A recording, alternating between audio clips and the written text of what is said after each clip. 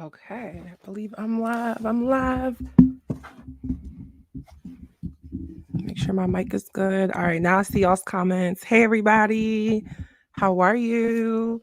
How's everybody's Thursday? I guess evening. Yeah. All right, now I see y'all. Hey, everybody.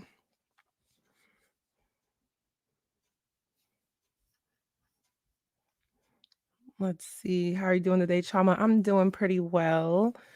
Just getting on live tonight because I know I have not been live with y'all in a little while. And I was gonna just film an on-camera video, but halfway through my day, I was like, let me just go live because I already prepared this live last week. Um, but a storm hit. I don't even think it hit where I'm at in Ohio, but I do think that it was coming from somewhere. And I'm not even talking about the hurricane Helen. Well, maybe it was, but the rain was so bad that it was coming from like DC area. And y'all know I just went to DC, Maryland for my cousin's wedding. And so I guess the plane coming from DC to where I'm at in Ohio couldn't do its route. So they canceled our flight last week, Wednesday. So I was like, okay, I'm gonna just go live because all my stuff is packed up. I don't really have anything else to do. But I ended up just ordering a whole bunch of DoorDash and just sitting and waiting. So then my cousin's wedding was last week on Thursday, was his traditional wedding. And then the white wedding was on Saturday. So we wanted to fly in Wednesday, obviously, to get comfortable, pull up to the wedding in advance. So when our flight got canceled, it was the last flight going to DC last week on Wednesday. So we had to take the next flight the very next morning. However, the next flight that was flying out of the city that I'm in was not until Thursday night. So we would have missed it. So we had to fly or drive to a whole nother airport to get on a different flight that was leaving Thursday morning, and then boom, it was a lot. So I was gonna go live last week because I know I have been kind of MIA. I was in Philly for the meet and greet that I was to have, but I know I let y'all know that I had to unfortunately cancel just due to some unforeseen circumstances. And then I did end up still hosting the after party club event. So that's what I did. And then the very next weekend was this last weekend, which is my cousin's wedding. So literally I've been off of YouTube because the last 2 weekends I've been outside. Basically, I've been outside. But I told myself I'm not doing that much more traveling. I have only like 2 other obligations left for the year.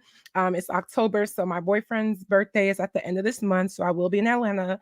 And then my friend's birthday is at the end of November, and she wants us to travel out of the country. So we'll see about that. But those are my only 2 things because I don't know, y'all. We live in a very I understand why inflation, recession, and all of that is going on because I'm sitting here like trying to budget for everything.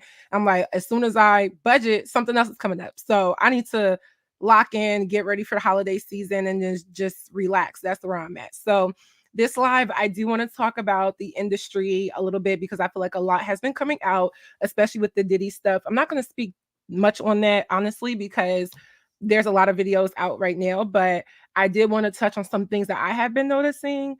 Um, Basically why I called it the industry is broken. Basically, I guess you could say the N is silent because we could see that there's a broken industry going on. So let me read some of y'all's comments before we get started.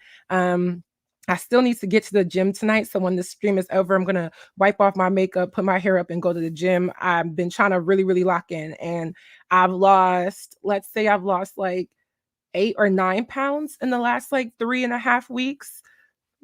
Yeah, I would say about the last 3, almost 4 weeks, I've lost like 8 or 9 pounds. And I've been really trying to lock in and stay in the gym. So gotta go tonight for sure. But I did receive a super chat. I saw it, and it is from Mandarins_91. Thank you, love. Want to put your comment up. Thank you. And it says, thank you for all you do and put into your work. Love you. Love you too. And I really appreciate that. Thank you for the super chat. And I love when you guys just kind of tell me stuff because the other day I was thinking, I really appreciate the fan base or the viewer base that I have because I can ask y'all anything and always get an answer. I know I made a post on my YouTube and it was about like jobs and stuff because I've been literally looking for a job. And it's not that I want to quit YouTube, but we all know what type of economy that we live in right now. And I want to embark on my professional career outside of just YouTube. Not saying that YouTube isn't professional, but I do want to like step into that side of like my intelligence, my intellect, my skill set. I do want to do that. So I ask y'all stuff and like y'all easily give me answers. And that's why I'm like, I really do appreciate my fan base and my viewer base. Like I really do. So thank you so much, Mandarins. And I hope you enjoy the live. Let me put that back down. Okay. So hey everyone. Hey everyone. Let's see. Someone said, why you got my man in the thumbnail? Nothing bad. We're going to speak about some things that are just very much cut and dry.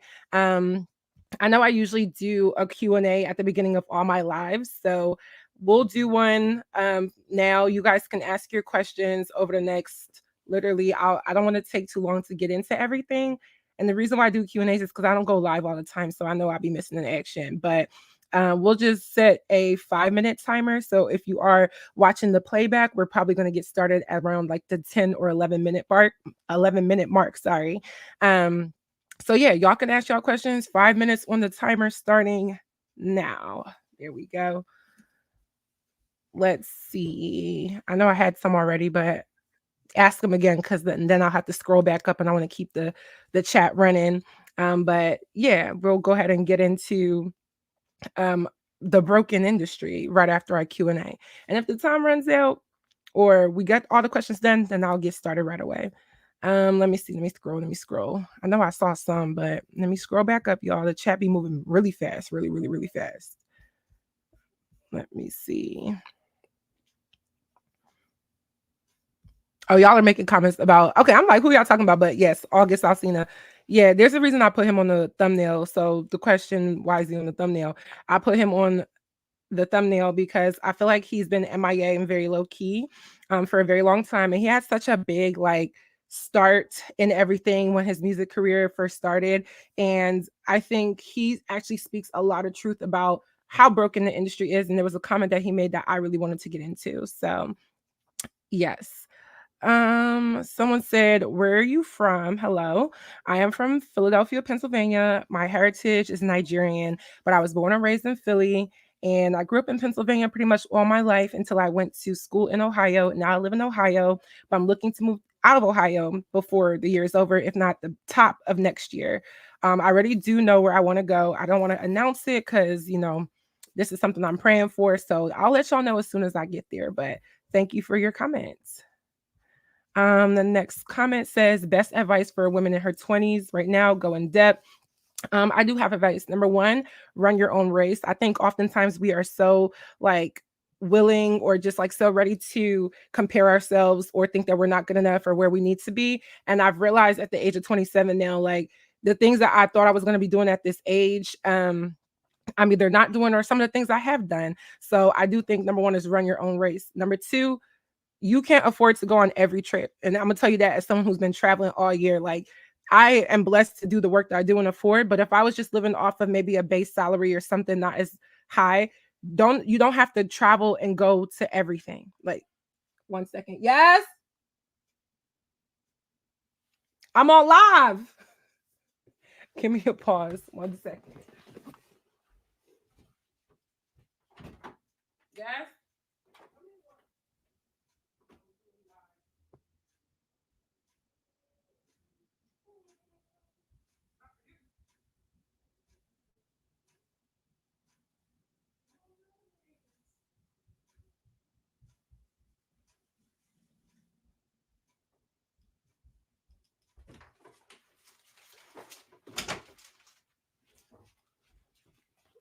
Oh. My mom's calling me like, you got a package. Oh, I'm so caught off guard. I'm sorry, y'all. I am so sorry. I just know I know what's going on. Let me just send a voicemail. I got the flowers you sent me, baby. Thank you. I really appreciate you. They're very beautiful. And I love you. Bye. I'm on live, so I'll call you later. I just ran. I'm out of breath. I'm so out of breath. I'm so out of breath. But these are so pretty. Random flowers, but I love them. And I already have a vase, so I was not expecting that.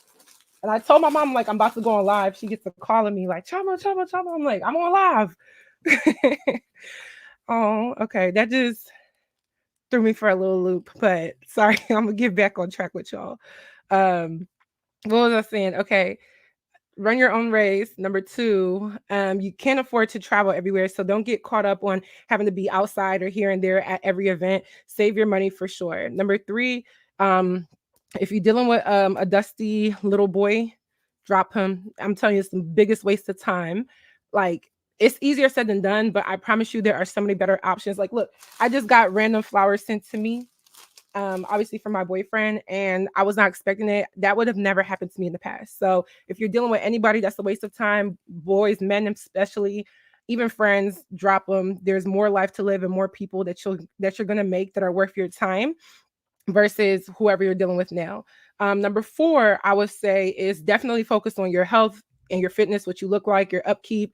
Because you get to a certain point where age is going to age. But I think if you do the work in your 20s, obviously I'm still in my 20s, but like I'll add some more time, y'all.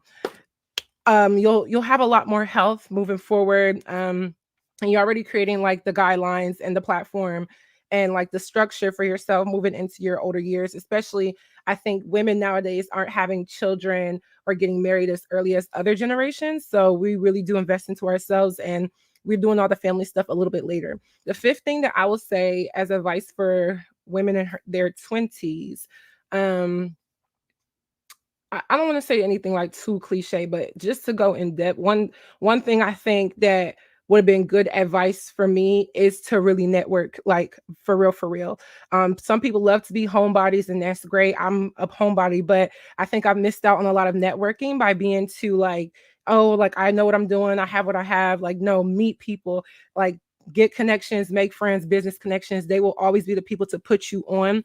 I wouldn't haven't been able to do my business, my modeling agency, if I didn't network in college and know these photographers or videographers or model coaches or fashion designers or whatever. Really, really, really network. That is one thing that I think you need to do in your 20s. So, yeah, that's my advice. So, thank you for your question, Yama. I appreciate you. Um, I don't want to take too long. I'm so sorry, y'all. That just like I sprinted because I'm like, let me get down and get back. Someone else said favorite place to travel, city and country. I haven't really been out the country except for Nigeria and Canada. So maybe favorite place that I want to travel to that's upcoming is definitely Mexico. I'm planning on going to Cancun. Like I said, my friend's birthday is out of the country, so I'm looking forward to that. My favorite place that I have traveled to, surprisingly, was probably LA. I've been twice and each time it was a good time. Um, so yeah, I would actually like to go back to LA because I never go to Cali. I'm never on the West Coast, and I feel like I had a lot of opportunities, or just like it was a different vibe. I don't know if y'all agree with me, but I feel like the people in Cali are a lot more laid back than anywhere else, and I enjoyed it. Let's see. Someone said, what made you start YouTube? You're very pretty, by the way. Thank you, Mookie the Troll. But I started YouTube because I was bored. I was living in a very small city after moved out of Philadelphia when I was a kid. There was nothing to do, and all I would do was watch YouTube videos and be an internet junkie. So I was bored. I used to watch a lot of beauty content to try to like figure out stuff, because when you're going to like a white school or a white area, a lot of times they don't even have stuff that's available for you for hair, nails, makeup. So I would just watch YouTubers that lived in like places where I could just order stuff or just mesmerize because I couldn't afford it. So I started off with that, and then eventually I run my mouth. So commentary just kind of came because I've always liked to like do conversations, discussions, stuff like that. So that was like 3, maybe 4 years after I started, the commentary came. So yeah, let's see. How much would it cost for a music review? Um, Honestly, I'm about to do my next one on Dolce, Lola Brooke, Mona Leo, and Glorilla's projects. But I feel like I can like, I don't know if it would go in with that depending on what type of music you do, but send me an email. My email should be on my page, or a DM on Instagram, and we can chat there. I'll make sure to look for it. Someone said she pink down. You already know I'm pink down. I'm always pink down for sure. Thank you, love. Um, all right. So I think I added a few more minutes on that. but I do want to get into the meat and potatoes of everything that's going on. So, um, someone said, "Yay, pink for Breast Cancer Month." It's crazy because I went to Dollar Tree yesterday after the gym and I saw the breast cancer stuff and I was just like, "Oh yeah, it is October, so it is Breast Cancer Awareness Month." And I've had family members affected by that, so it's everybody has like maybe their own like charity or something that they really like, and that's always one of my favorites is the Breast Cancer Awareness Month. So definitely. Uh-oh, we found out who sent the flowers. Sound Bites Incorporated said, "I sent them for you, babe." I'm weak as hell. You know my boyfriend probably watches, so tread lightly. um, Someone said the Barbie Stanley Cup. This is actually from Temu, not the Barbie one. Temu sent me this before Stanley Cups got like Stanley Cups like blew up like a long time ago, and I didn't even use it for like 6 months. Started using it. It's great. So you can get you one on Temu. I feel like it works just the same. And yeah, it was a sponsor. So yeah. All right, y'all. So I would love to get into the meat and potatoes of everything. If you have any other questions, just remember them. And if we have some time at the end, because I'm not going to be even that long, but if you have any time at the end, we'll answer those because I know there's some stuff that people want to ask, but I want to get into it. So the first thing I wanted to talk about before we even get into the industry stuff is this was an actual requested topic, and I saw this because I live in Ohio. I used to live in Toledo, Ohio for school, so near Detroit, and I saw what was trending recently. Let me go ahead and I can share screen. So pull it right up. Okay, so I saw that this was trending, and this was on the Shade Room, and it says, "Oh no, baby, these Bridgerton theme parties have been the hype lately, and the girls and gents are expecting to get all dolled up for a high tea, lavish affair. Unfortunately, people who signed up and paid $300 for a Detroit Bridgerton ball event were unpleasantly surprised." And literally the amount of people that I knew that actually went to this event and then wrote me and told me like this was like beyond a scam is crazy. But y'all look at this, just look. So what I asked for was versus what I got. Let's look at that. So someone said, thought about the Bridgerton ball scam in Detroit that I and hundreds of others spent $300 on. Imagine spending $300 a ticket, and this is literally the resort. Like $300 a ticket is more than most people would pay for a concert ticket. Like anywhere. I don't think when I went to Afro Nation, I did pay $300, but that was a 2-day event, and I got to see every artist that said they were showing up. So yeah, let me show y'all this. So literally you see people sitting on the floor, they look crazy. They're in these ball grounds but sitting on the floor like, excuse me. And then here's what someone else said. The event was originally planned for August. It was canceled and rescheduled for September 22nd, and I ended up getting sick and couldn't go. They did not provide refunds, nor did they respond to anyone's email asking for one. At that point, I knew I got scammed. So as y'all can see here, it says this is when they originally canceled it. This was supposed to be in Grand River on Grand River Road in Detroit. That's a major road in Detroit. And it says, due to unforeseen circumstances, Beacon Park, our original venue, has canceled our event as of Tuesday evening. This cancellation came after we have received approval from both the city of Detroit and the fire marshal. Beacon Park, in conjunction with the castle, was initially closed to accommodate all of our guests with a combined capacity of 10,000.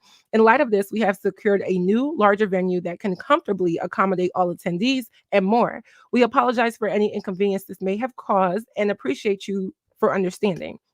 And then you can see like, okay, people are looking like, all right, it's about to be popping, right? Okay.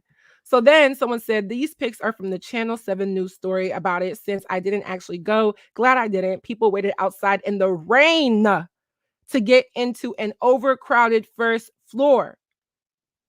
Look at people outside in the rain, can't even get in, but they already spent $300 on their ticket. Like, excuse me, $300 on a ticket, and you can't even get inside? Absolute nonsense. Absolute nonsense. So continuing on, Someone said the live music advertised was this poor lone violin.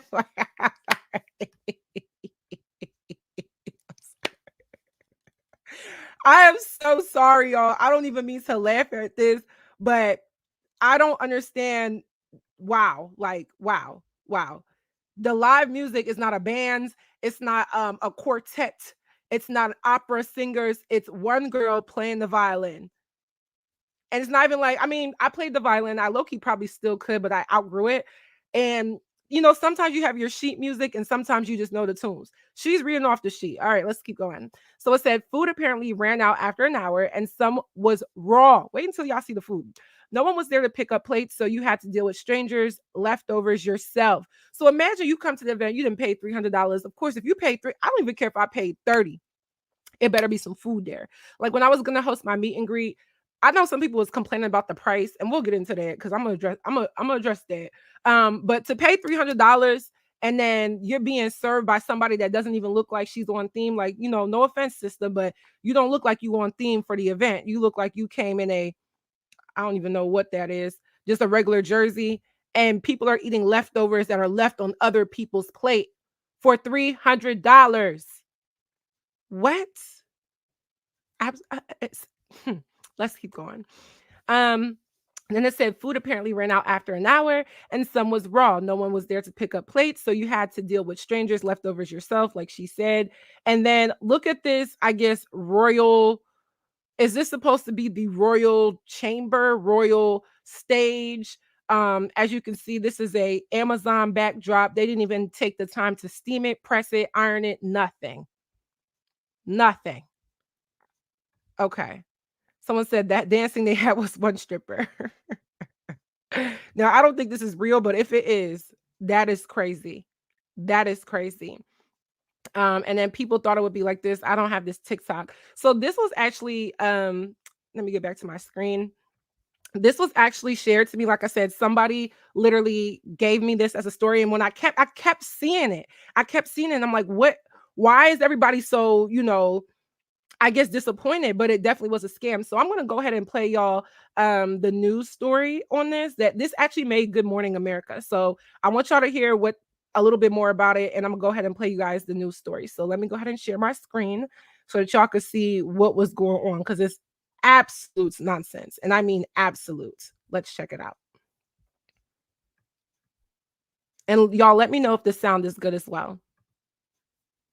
The Bridgerton superfans who got all dressed up with no ball to go to. And Lara's here with this disturbing story. Oh boy, this really is. Yeah. Good morning to you. It was Bridgerton or bust for superfans of the Netflix hit show in Detroit who shelled out hundreds of dollars for a costume-themed event filled with Regency-era charm, recreated from scenes in the series. But let's just say this was not a Shonda Rhimes production. In fact, people who went said it was a royal hot mess.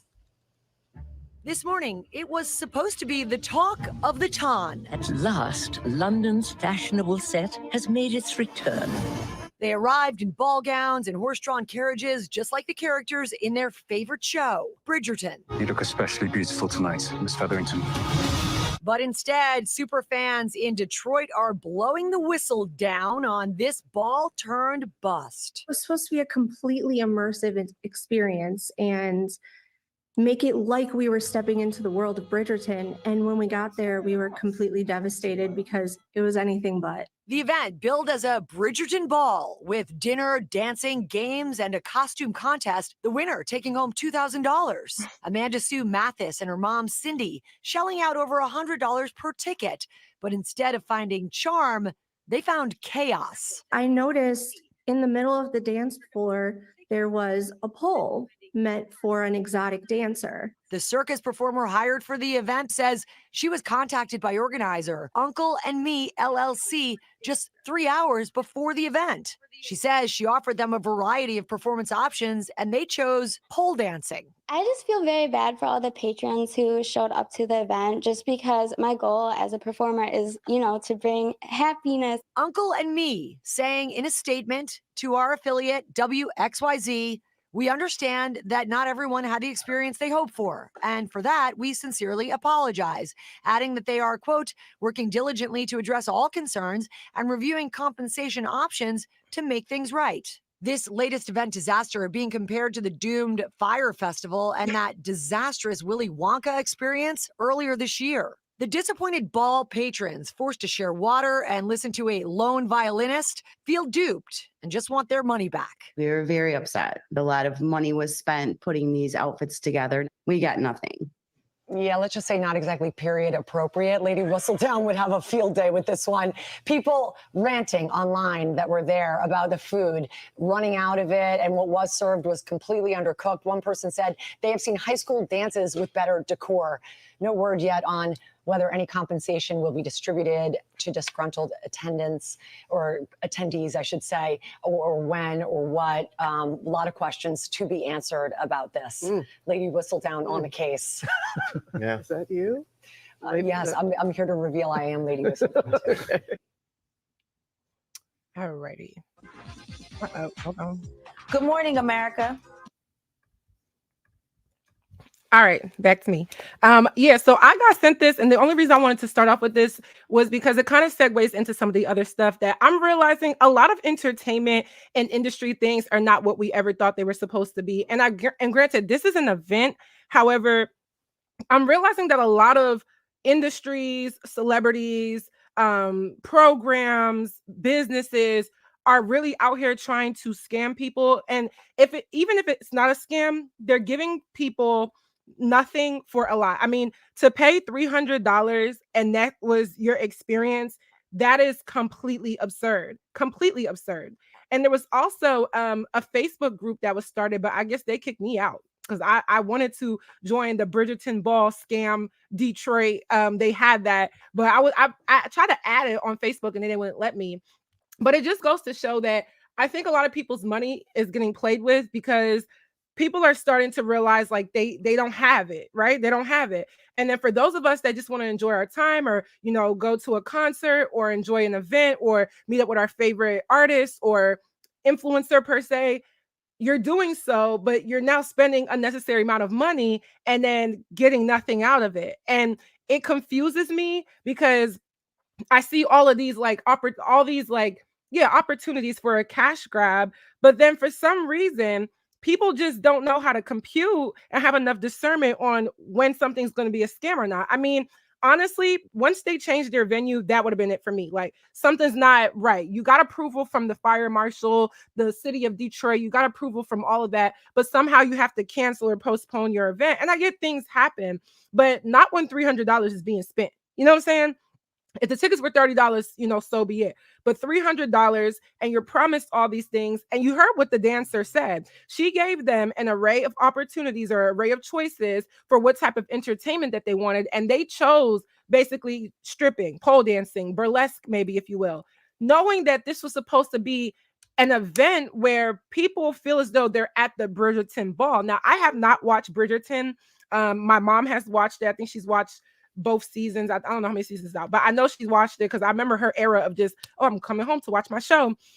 But we all know the theme of the show is like royal and kind of classy, uppity. It's very Renaissance in a way. So it's like people really put on their best, their Renaissance best, walked down there, drove down there. I'm pretty sure people came from outside of Detroit to go to that and was met by that. And what I'm realizing again is like a lot of businesses, entrepreneurs, influencers, celebrities, they're literally saying, hey, come pay me this money, but I'm going to give you nothing. And people keep falling for it. Like there's blame on both ends. I don't think you should patronize something unless you fully know what's going to happen or if you ask questions or if you can't afford to not get your money back if you don't feel like you're going to be fulfilled. I don't think you should go. But then on the side of like these businesses, I'm starting to realize like this is not the first time this has happened. They mentioned the Fyre Festival. I watched the Netflix documentary on the Fyre Festival, and that was to me probably one of the biggest scams of like the last 10 years. Let me even see if I can find that just to remind y'all what happened at the Fyre Festival. So literally, I'm gonna share my screen. Pull it up. So this is what Fyre Festival was supposed to be. The actual experience exceeds all expectations, and is something that's hard to put into words. All these things that may seem big and impossible are not. It gives people that type of energy, that type of power.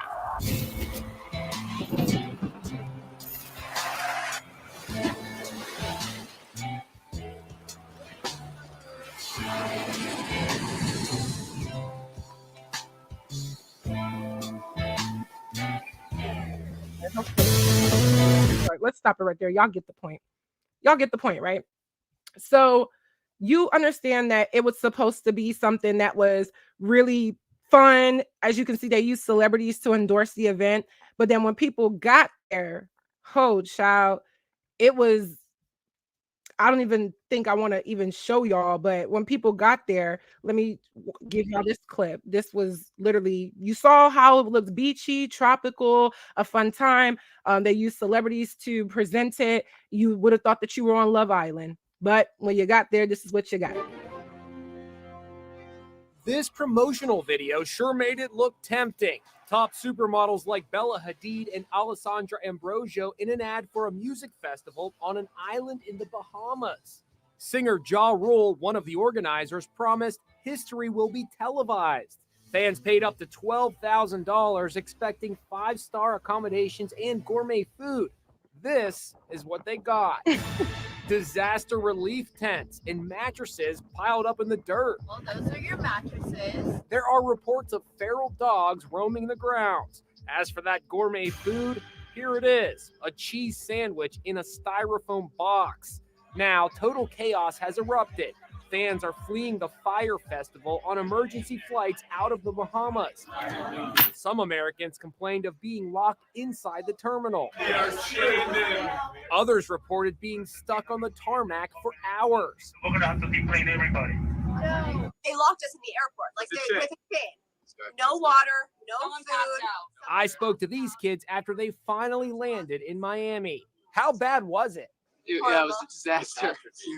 Absolute disaster. Oh my. And these were not nice tents. These were like disaster relief tents. Yeah, and a storm had hit the night before, so the beds were soaking wet. The main festival was supposed to have kicked off on the Bahamian island of Great Exuma. A burst water pipe added to the problems. Things got so crazy, the headline band, Blink 182, pulled out. After the firestorm of complaints and headlines like Rich Kids of Instagram meets The Hunger Games, the organizers canceled the festival due to circumstances out of our control. They say, we are working tirelessly to get flights scheduled and get everyone off Great Exuma and home safely. It looked like a refugee camp. All right. So, yeah. I don't know if y'all remember that. That was like, at this point, when was Fyre Festival? I want to say around COVID era. No, it might have actually been before that. It was definitely before COVID. So that was probably like 2017, 18, around that time. And it was such a big thing. This was supposed to be like, comparable to Coachella or what's the other one I was looking at going to? Made in America, which I know is usually in Philly. And all these, like, it was supposed to be all of that. And it was not that. So this Bridgerton ball is very similar. And like I said, it segues into my next part of this video, that a lot of people are doing things for cash grab and basically playing with the intelligence, the time, the money, the mesmeration that I guess you could say the average citizen has for maybe certain artists or certain experiences. And people are playing right into them. But also it's much worse just off the fact that the type of the type of economy that we live in, stuff like this is becoming a norm. And I'm realizing, even as someone, like I said, I'm looking for a job, I've come across a lot of scam jobs a lot. And there's actually one more thing I want to show you guys in regards to scamming and how bad things are. So let me see if I can I'm going to share this, and I really shouldn't, but I'm going to share this with y'all just because I think it's very important to just put people out there if they are some scammers. Here we are. All right, so let me go ahead and share. This is my personal email. So as you can see here, it says collaboration. So somebody from Miss Coco Hair hits me up. Hello, I'm Doris Taylor, PR manager at Miss Coco Hair Virgin Hair. I'm in charge of scouting out models and influencers for our brand. We're reaching out because we're positive you will make a great influencer for our brand. We're looking for individuals with passion and enthusiasm, blah, blah, blah. We'll give you 5 free items of your choice, shout outs and regrams from our social media pages, free monthly packages. You'll be added to our beneficiary and reimbursement scheme. Kindly let us know if you're interested and we will get back with you, blah, blah, blah, blah, blah. So I'm being very, very thorough. Like, I'm going to tell y'all the price and everything I quoted, but there's a reason. So I hope, I hope all is well. Thank you for your email. I'm, interested, blah, blah, blah, blah, blah. So for the fact that, let's see, where do you live and how much do you charge? So I told them that I live in Atlanta. I don't live in Atlanta. But I said that because I realized when you put that you live in New York, Atlanta, LA, or Miami, they will definitely up the price for you for some reason. So I charge them $500 for Instagram, TikTok, Reels. That's just what I was going to say because I'm not on Instagram or TikTok. I'm not that big on there. YouTube, way bigger price. So they say, okay, your rates are great, suits our budget. They want to start off with this. Give me $2,000 a month, as you guys can see here. Let us know if you have any questions. So I was like, okay, when are the payments going to be made? I need a contract and so forth. So they write back and say, these are the 5 things I can choose from. You part wig, straight hair, jerry curl, blah, blah, blah, blah, blah. And then I was like, I've never worked with a company that would send me 5 wigs, like ever. I don't care. Any company I've worked with, every big, well-known AliExpress or China-based hair company, they've never ever once asked me or offered me 5 wigs of anything, like ever. They barely were letting me choose what length I want. I used to tell them, oh, give me a 24, 26, hell, 30. And they'll be like, oh yeah, we'll give you an 18. They are that picky. So I'm like, there's no way I have this much jurisdiction over what I want. So once that, caught my eye, I didn't think it was even real. I just want to see how far we were going to go. MissCocoHairs@gmail.com.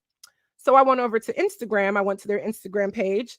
That's not the same email on their Instagram page. That's not the same email on their website, nothing. So I realized someone's trying to scam me, right? So I don't believe I responded back to them. But funny enough, after that happens, let me pull up my next email. After that happened, I then get, let's present this again. I then get another one. This one is now from Vin Hair Vendor. Mind you, this is yesterday. I'm Jennifer Lopez, PR manager, scouting out models, blah, blah, blah. Same spiel, 5 items, blah, blah, blah, same thing. So I say, stop trying to scam people. You've already been exposed. Bye. Right? So you would think that's enough. Let's pull up the next one. Let us pull up the next one. So after that, I'm like, oh, wait, there's more. There's more. So here goes the next one that I just received right after that. Hello there. I'm Lucia Wales, PR manager of Love Me Hair. And I've heard of Love Me Hair. Like, they're well known, reaching out, blah, blah, blah, blah, blah, passion, enthusiasm, great perks, 5 free items, same old thing. This is like within the span of like maybe, just to say, less than a day. And I said, you scammers are out of control. No hair company would offer 5 free items to any influencer, maybe 1 wig, but I hope you know that you're broke. And at least be smart if you're going to try to scam. Just know I reported you to the FBI. I'm tracing this IP address. Good luck. Which, you know what I'm saying? I got to say what I got to say. But the reason why I'm even bringing this up is because there are so many people trying to get cash grabs, scam you, get over. And that Detroit Bridgerton ball is not the only one. Okay. I almost got into a contract, and it probably would have been a null and void contract.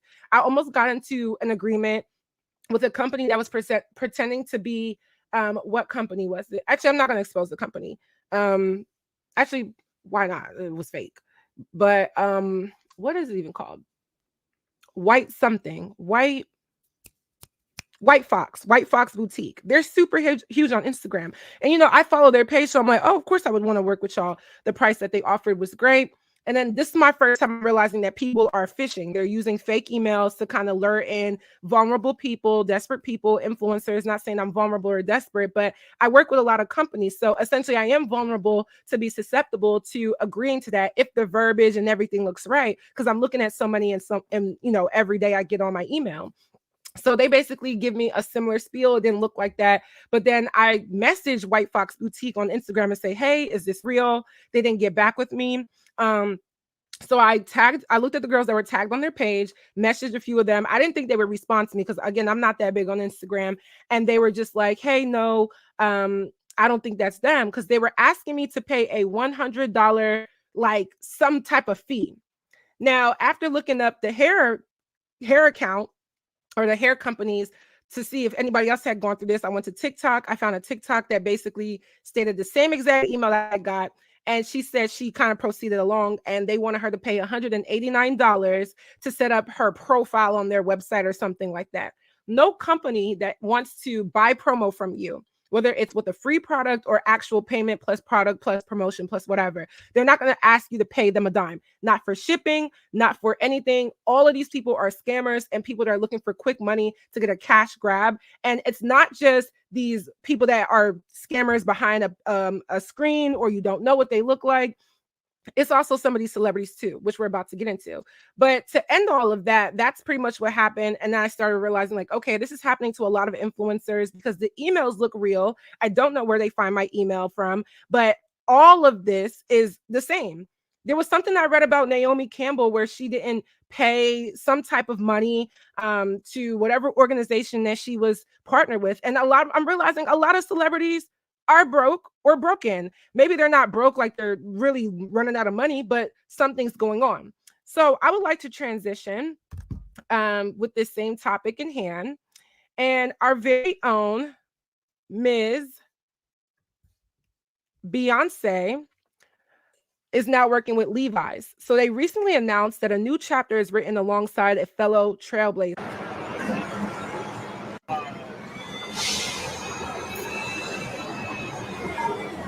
That's pretty much what it is. I believe that's Beyonce. So it says reimagined with Beyonce, music, Levi jeans.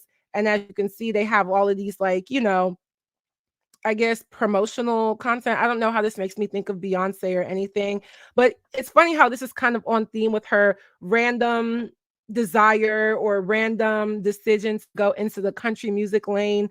And I think Levi's, their brand is kind of old, rustic, Western in some type of way, not old in a bad way, but that's kind of what they do. So when I saw that, I was like, okay, so they're going to be partnering with Beyonce. And now they have Beyonce on their page. So reimagine with Beyonce. Here they have the promo video. And I'm just like, wait a second. I get it. It's Beyonce. She is everywhere. It's literally Beyonce. Let's check out this promo video. Pretty little thing. Okay, let me pause it because I don't know if this song is copyrighted. So I don't want to, you know, get into all of that. Now, it is October 3rd. It's Wednesday, October 3rd. Shout out to Mean Girls. It's not Wednesday, though. You know, I had to pink it out for Mean Girls. But it's October, right? And I do recall watching the Super Bowl this year where Beyonce, all of a sudden, kind of shocker to all of us. Let me stop sharing. Kind of a shocker to all of us, was featured in an advertisement for, was it, I want to say Verizon? Beyonce Super Bowl ad. She had multiple. She had the one, yeah, it was Verizon. Let me even share that, but I'm not going to play the sound. Y'all probably just talk over it because it's definitely copywritten. Where'd it go? Oh, okay, sorry. All right, so I'll play it. All right, so here's Beyonce for the Super Bowl ad. She was promoting Verizon, which was very different. Like, I liked it in the moment because I didn't see what was coming down the pipeline, because we don't see Beyonce like that. She's not always outside like that. I've been seeing her outside a lot this year, and I'm just like, what's going on? You know, why are we coming out the woodworks with something? So she was also promoting her country album that was going to be coming out, and then also this probably multi-million-dollar endorsement with Verizon. I have Verizon. My phone service was not that good the other day. So Verizon, y'all need to do better. All this money you're paying to Beyonce, fix my phone, please. But yeah, she was in not one, but 2 Super Bowl commercials. And I'm like, I'm not saying people can't change the trajectory of their career or do something new, but it was just weird to me now that I see, like, we got that Verizon, we got the country album. Let me come back. We also got the I always say it wrong. Sacred hair care line. I was like, okay. Her tours, her shows are already expensive as is. Now we're getting the Levi jeans. I said, oh, okay. So check out this TikTok because there was a girl who kind of broke this down. There was 2 TikToks that I want y'all to see about this because I'm realizing something's not right. In my humble opinion and common sense, something isn't right. So let's check this out. Come on now. All right. Attention all highs. Please do not be alarmed. The DJ booth is conducting a troubleshoot test of the entire system, baby. And the DJ in question is Beyonce Giselle Knowles Carter. She wants either your spare time or your spare change. Today, Levi's posted this not so cryptic message and changed their bio to let the countdown begin. To what? See, I looked at the post and then got excited, but then I looked at the caption and was confused. Because, girl, what do you mean introducing a new chapter? Are you writing literature now? We're getting reimagined with Beyonce. Now, this is the 1985 remake of the Levi's commercial, Laundrette. Chapter 1, by the way. So that means that there will be multiple installments of this little commercial. Beyonce has found a way to give us the visuals, and I'm here for it. Okay, so let me check well, I'll come back before I share the next one. So we don't have visuals for the Cowboy Carter album. We have 2 Super Bowl commercials. We have the album period. We have the sacred hairline. We now have her working with Levi. Okay, yes. Thank you, Andrea. That was the one I was looking for. She also had her new drink, Sir Davis, which is an alcoholic beverage. She has the whiskey. That was out of the blue. Mind you, this is 3 major brands that you're now promoting, some solo, some collaborative, in the span of this year. It's October. Granted, the year is almost over, but I'm like, nah. Something's funny with the money. Not saying she's bad with the money, but something's just not right to me. Either the industry is running out of money, or there's something else that's coming down the line, or the money's not moneying like it used to. Because Beyonce, I'm not talking about no offense to these ladies, I'm not talking about a K Michelle, I'm not talking about a Keisha Cole, I'm not talking about a Brandy. These are all very successful ladies. They're not as big as Beyonce, but I'm not talking about them. I'm talking about Beyonce. I don't think she's broke. Okay, I don't think she's broke, but I do think something is up. So let's check out this TikTok as well too, because I thought this was very interesting. Because us as consumers, I don't know how y'all keep up with this. I don't know, but let me share this. This economy is in utter and complete turmoil, and although I am far from an economist, I'm gonna tell you exactly how I know. Right today, while I was sitting at my desk minding my African American business at work, did I receive an email from one Ms. Beyonce Giselle Knowles Carter begging for my money? Ma'am, I spent an ungodly amount of money seeing you twice in the year of our Lord 2023. Others spent their money buying merch on movie tickets, the fragrance, hair care products. And now you want my African American dollars for an official vinyl? What am I play it on, Beyonce? What am I gonna play it on? All of this while we still don't have no visuals. I don't have no more money for you. The economy is down the drain. It's not looking good. They're begging for our money. It's not looking good. This economy is an utter and complete. Thank you to this lovely Heaven Taylor. She was giving me like a Lauryn Hill vibe. Loved her. So I just think that there is something kind of going on. And like I said, I don't think it's wrong for people to change their career trajectory, but there's a way how you do it. There's no way that a marketing plan I studied marketing in college is going to stick when you don't stick to one thing and give it time to like see the success. We can listen to country music, get drunk off of whiskey, have our hair looking nice, and wear Levi jeans all at the same time in 1 year. I don't know. Something just seems kind of off to me. And I don't think she's broke. She'll never be broke. But I do think something is back and bad. Now, thinking, I guess you can say, as what could possibly be happening. I have been hearing just internet rumors. I'm not confirming or denying any of this. Internet rumors about Jay-Z's involvement with things similar to what Diddy is being accused of, and obviously trying to reap money, maybe just for herself, her kids, her family. I don't know. That could possibly be a thing. Sometimes I feel like things that are very obvious, we don't want to like look at it and say what it is because of the people that are the ones heralding it. I mean, Beyonce is loved and admired by, she's a global sensation, and people don't like to just say like, let me just squint my eye, turn my head to the side and really think this person who maybe is perfect or great to some is still a human being, and there may be some error in the background of all of that. Because to me, it's kind of suspicious that I'm being force fed 4 different items plus more. I'm being force fed 4 different items in a span of 10 months, or I guess we could say 9 months. The Super Bowl was in February, and now we're in October. So 8 months, maybe. I don't know. I find that to be kind of interesting. That's a little bit, I don't know what's going on, but I want to see what you guys think before we move on to the next thing. Let's just look at some comments that stand out to me.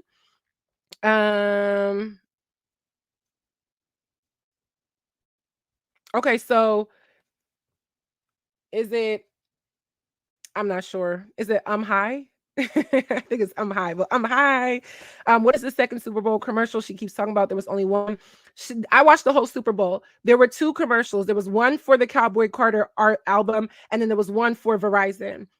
So not necessarily 2 commercials where she endorsed another brand or business or company, but there was one just solely announcing her album, and the other one was her working with Verizon in that collaboration. So that was the 2 that I was referencing. I know that might have been a little bit confusing, but that was one for her personal project and one for something else, which I don't think is bad. I mean, the Super Bowl is probably one of the best platforms to advertise yourself if you can afford it. I don't think I could ever afford that, but yeah, there was 2 that she did.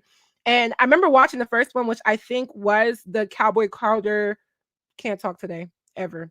The Cowboy Carter album. And I'm like, oh, okay. And then the next commercials came on, maybe a few commercials after halftime. There was one before halftime and one after. And then I saw that she was on my screen again. I said, oh, all right. I didn't know that, you know what I'm saying? I'm seeing Beyonce twice. So that was crazy to me. Someone said I thought she doesn't even drink. I'm not too sure. Y'all let me know if y'all think Beyonce drinks. Does she? I don't know, but I mean, I do get that, because that would be like me promoting, I don't know. If I promoted, I don't drink that much either. Like, I don't think I could promote liquor myself. I don't think I would have a liquor brand. That wouldn't make any sense. So I get it. Let's see. Someone said, I heard artists mainly make money from their tours. Modern artists aren't selling albums like they used to in the past. And that is very true. Artists do make the bulk of money from touring, concert ticket sales, merchandising, apparel, just kind of things that go along with the tour experiences, meet and greets, things that happen on tour. And that's why you keep seeing all these artists are on tour. Meg Thee Stallion was on tour this summer. I think Glorilla is on tour, about to be on tour somewhere around the same time. Obviously Nicki Minaj did a tour from this year, and I didn't even get to see the tour period, but I also wanted to see, like, okay, where was she going to be when she extended her tour? There's probably a reason why Nicki Minaj extended her tour. How old is Nicki Minaj? Let me even see. I don't know how old she is off the top of my head. Nicki Minaj age, let's see. Alrighty. So Nicki Minaj she's 41 years old. She'll be 42 in a few months here. She's 41 years old. She has a 4-year-old child. She's married. You know what I'm saying? She's been doing this since she was 27.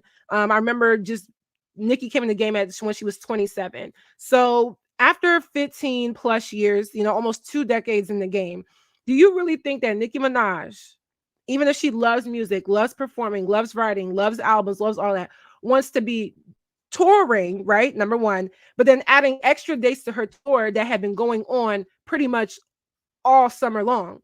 Let me type in the Nicki Minaj tour. I know I want to see like the actual boom, the Gag City Reloaded. Is this on like the Nicki Minaj website? Oh, okay, cool. I never even saw this. This is cool. Okay, so this is for the new dates. Damn, she was in Philly. Okay. I don't see her nowhere in Ohio. Is there any Ohio? That already came and went. All right. So now she's almost at the end. It looks like tonight she is off, but tomorrow she'll be in Jacksonville, Florida. So shout out to all the Florida people. And then she's coming back to New York next weekend. So this is the continuation of the tour. I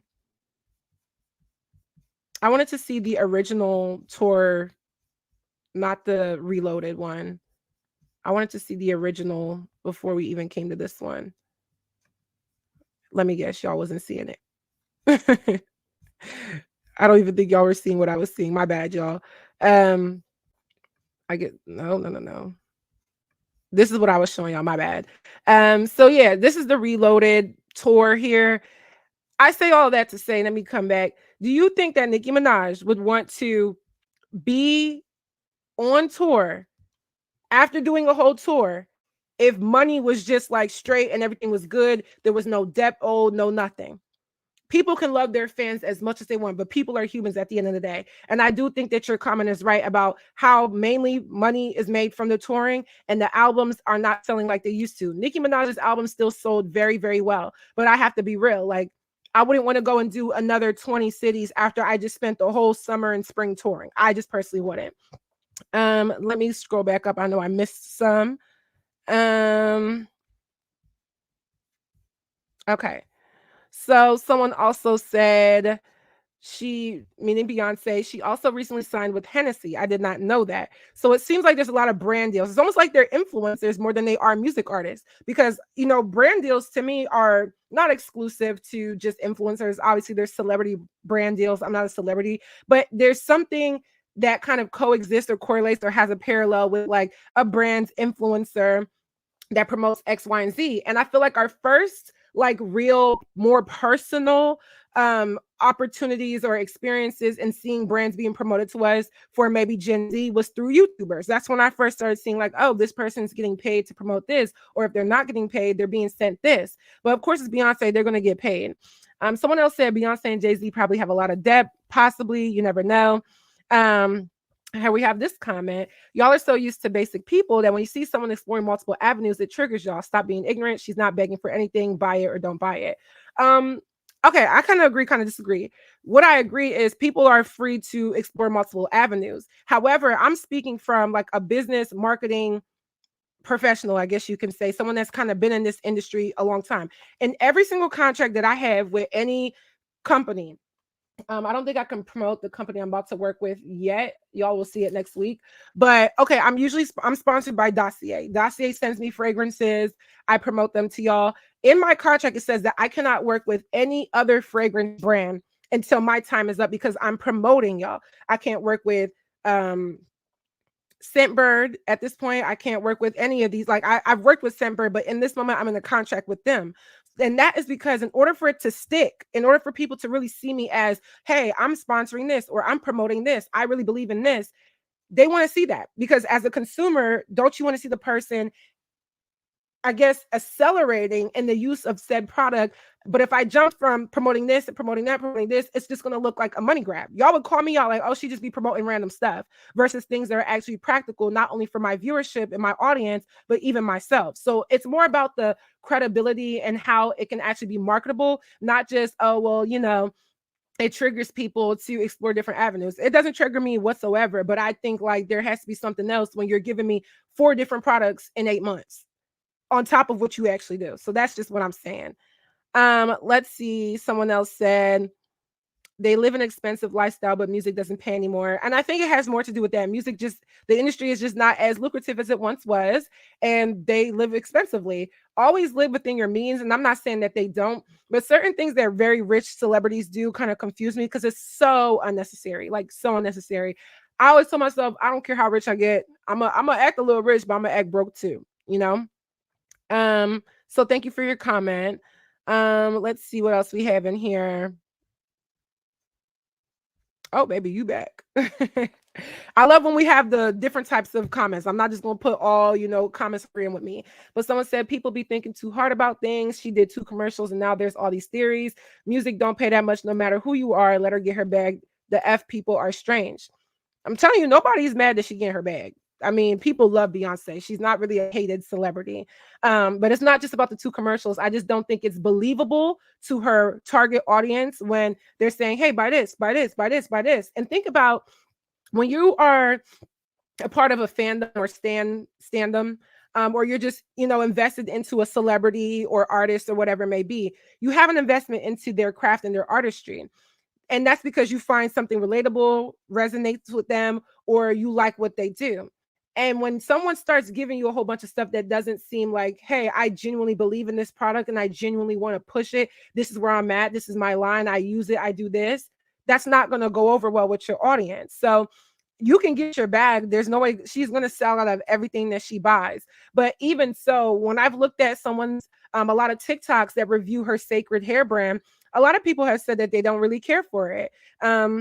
People said that they liked Rihanna's Fenty hair better than Sacred's. Now, if you've tried it, let me know. I don't really buy much from celebrities, but there are some like, okay, I went and bought the Patrick Star one size setting spray for makeup because I kept hearing about it, good reviews. I posted on my page and I said, hey, does this work? And a lot of y'all told me yes, and I went and bought it. That's a celebrity branded product, and it worked for me. It worked all weekend. I went to a Nigerian wedding. My makeup stayed on. It doesn't really protect against like being like super oily, but your makeup is going to be set, and all you need to do is touch up. But I didn't have to touch up for a very long time, so it did work. I'll say that. But yeah, people want to believe that whatever product you're giving them, you actually endorse it, and it's not just for the sake of money. So yeah. Let's see. Let me keep going. Sorry if I skip you guys, but I want to make sure I get to some other people that's just coming in.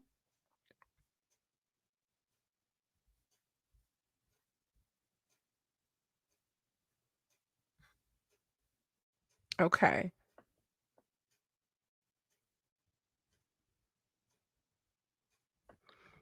Someone said you can't say what you wouldn't do because you'll never get to her level 1, and 2, you forget that some people love what they do. Never say never, baby. Never say never. You never know if I might slip upon $1 billion tomorrow. So never say never. But money doesn't make you change. Money just makes you more of whatever you are. So if I already live a frugal life, yes, I could change. But the chances of me doing that, especially at this age, is very slim to none. These are people, Beyonce, Jay-Z, all them, they've been in this industry since they were young.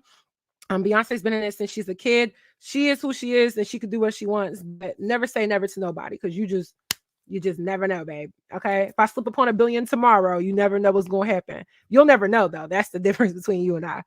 All right. So I like this comment right here. It seems like it's not enough just being an artist. If you really want to make it, it needs to have brand deals too, just like successful athletes. And I think that is true. I think us as consumers, or just the media, average everyday social media users, we have an expectation that we see, but a lot of times we don't see this much of a push. And when things become obvious, you question them. Okay. You're not going to question something that seems very normal or, standard. But when things become obvious, like, wow, we had this, we had that, we had this, we had that, you start to question, is there something wrong? Especially if it's kind of abnormal for Beyonce. I mean, had she been promoting this all this time, we wouldn't be thinking anything of it. But I remember she had her House of Darion clothing, fashion, apparel, whatever you want to call it. And that ended up closing just due to the fact that I don't think nobody was buying it. Let me even see if I could pull up House of Darion. I think I said Delion. House of Darion jeans. I ain't gonna lie. I see some eBay websites with people selling stuff from House of Darion. Let me go ahead and share this because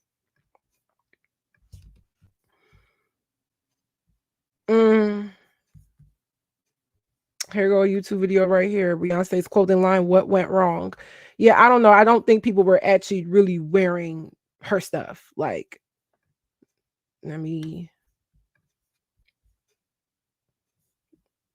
guess this may be a fan page, but just looking at some of it, I don't know. I think maybe when it first came out, people probably liked it. She looks really good right here. But after a while, ain't nobody was wearing Darion, bro. Like, just being honest. And this is 2014. This does fit the 2014 style, and I hope that this is actually, it says House of Darion Beyonce right there.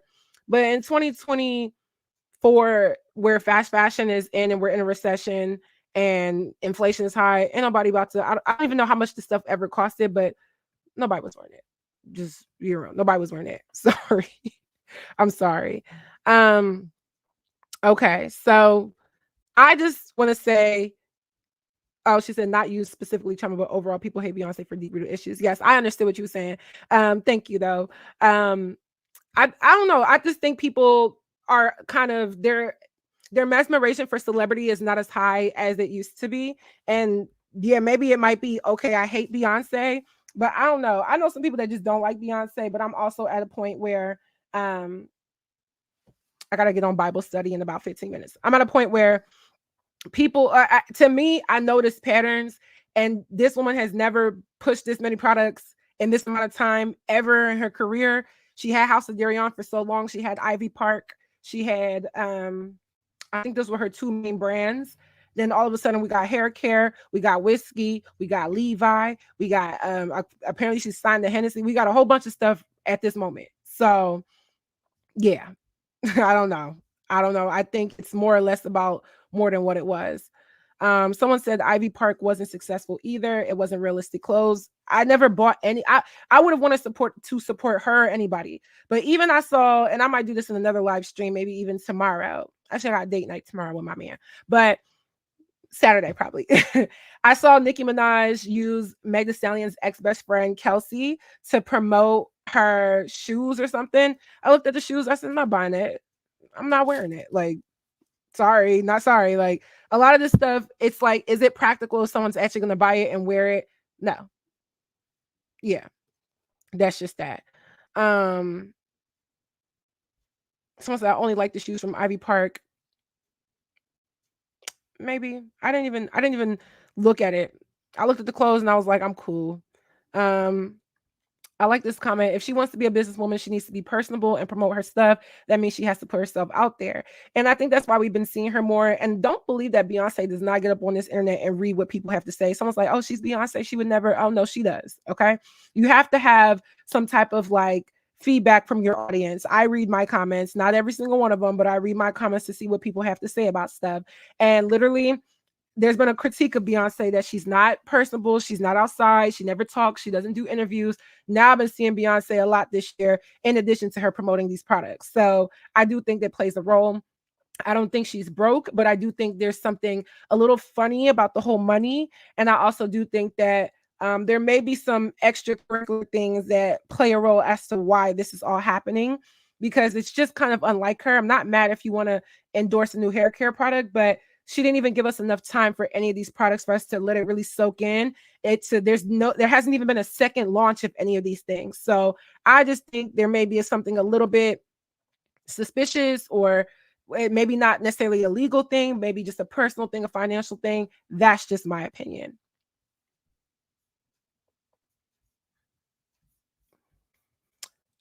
Y'all, let me get out of here. We're gonna move on to our okay, I meant to share this last TikTok I wanted y'all to see. You guys, when you got to the industry, half the industry is broke, and that shocked me. That's a good one. I would see celebrities. I would be around celebrities, rappers. No offense, but a bunch of them that's like wearing all the big jewelry or on Instagram. It's all a facade, and that's when it was like for me. I was like, wow, okay, I can breathe. Yeah, because I don't need to keep up with the Joneses. Right. Because y'all ain't even keeping up with the Joneses yourself. Right. It's rentals. It's like Miami. I'm like honest, whenever they rent the cars and drive around or whatever, and then like return them. Yes. Yeah. The Lambos. Yeah. It's all the Lambos. Yeah. Or even with jewelry, I think I didn't realize a lot of that was that like, oh, they buy these pieces to wear in a music video or at a carpet, and then they take them back to the jeweler. These are like their actual pieces when it comes to rap and hip hop culture. That's very true. Because even when I worked in hip hop, it was interesting just to see and hear stuff. Like, and again, not trying to put anybody on blast or whatever. I could name people if you wanted me to, but correct. Like, you never know. But that's the thing, is like at the end of the day, you do not know. And that's why you cannot look at somebody and be envious over any of this. What was the Alrighty. That's kind of like the ending message on that side. I just feel like a lot of things in the industry aren't what they seem.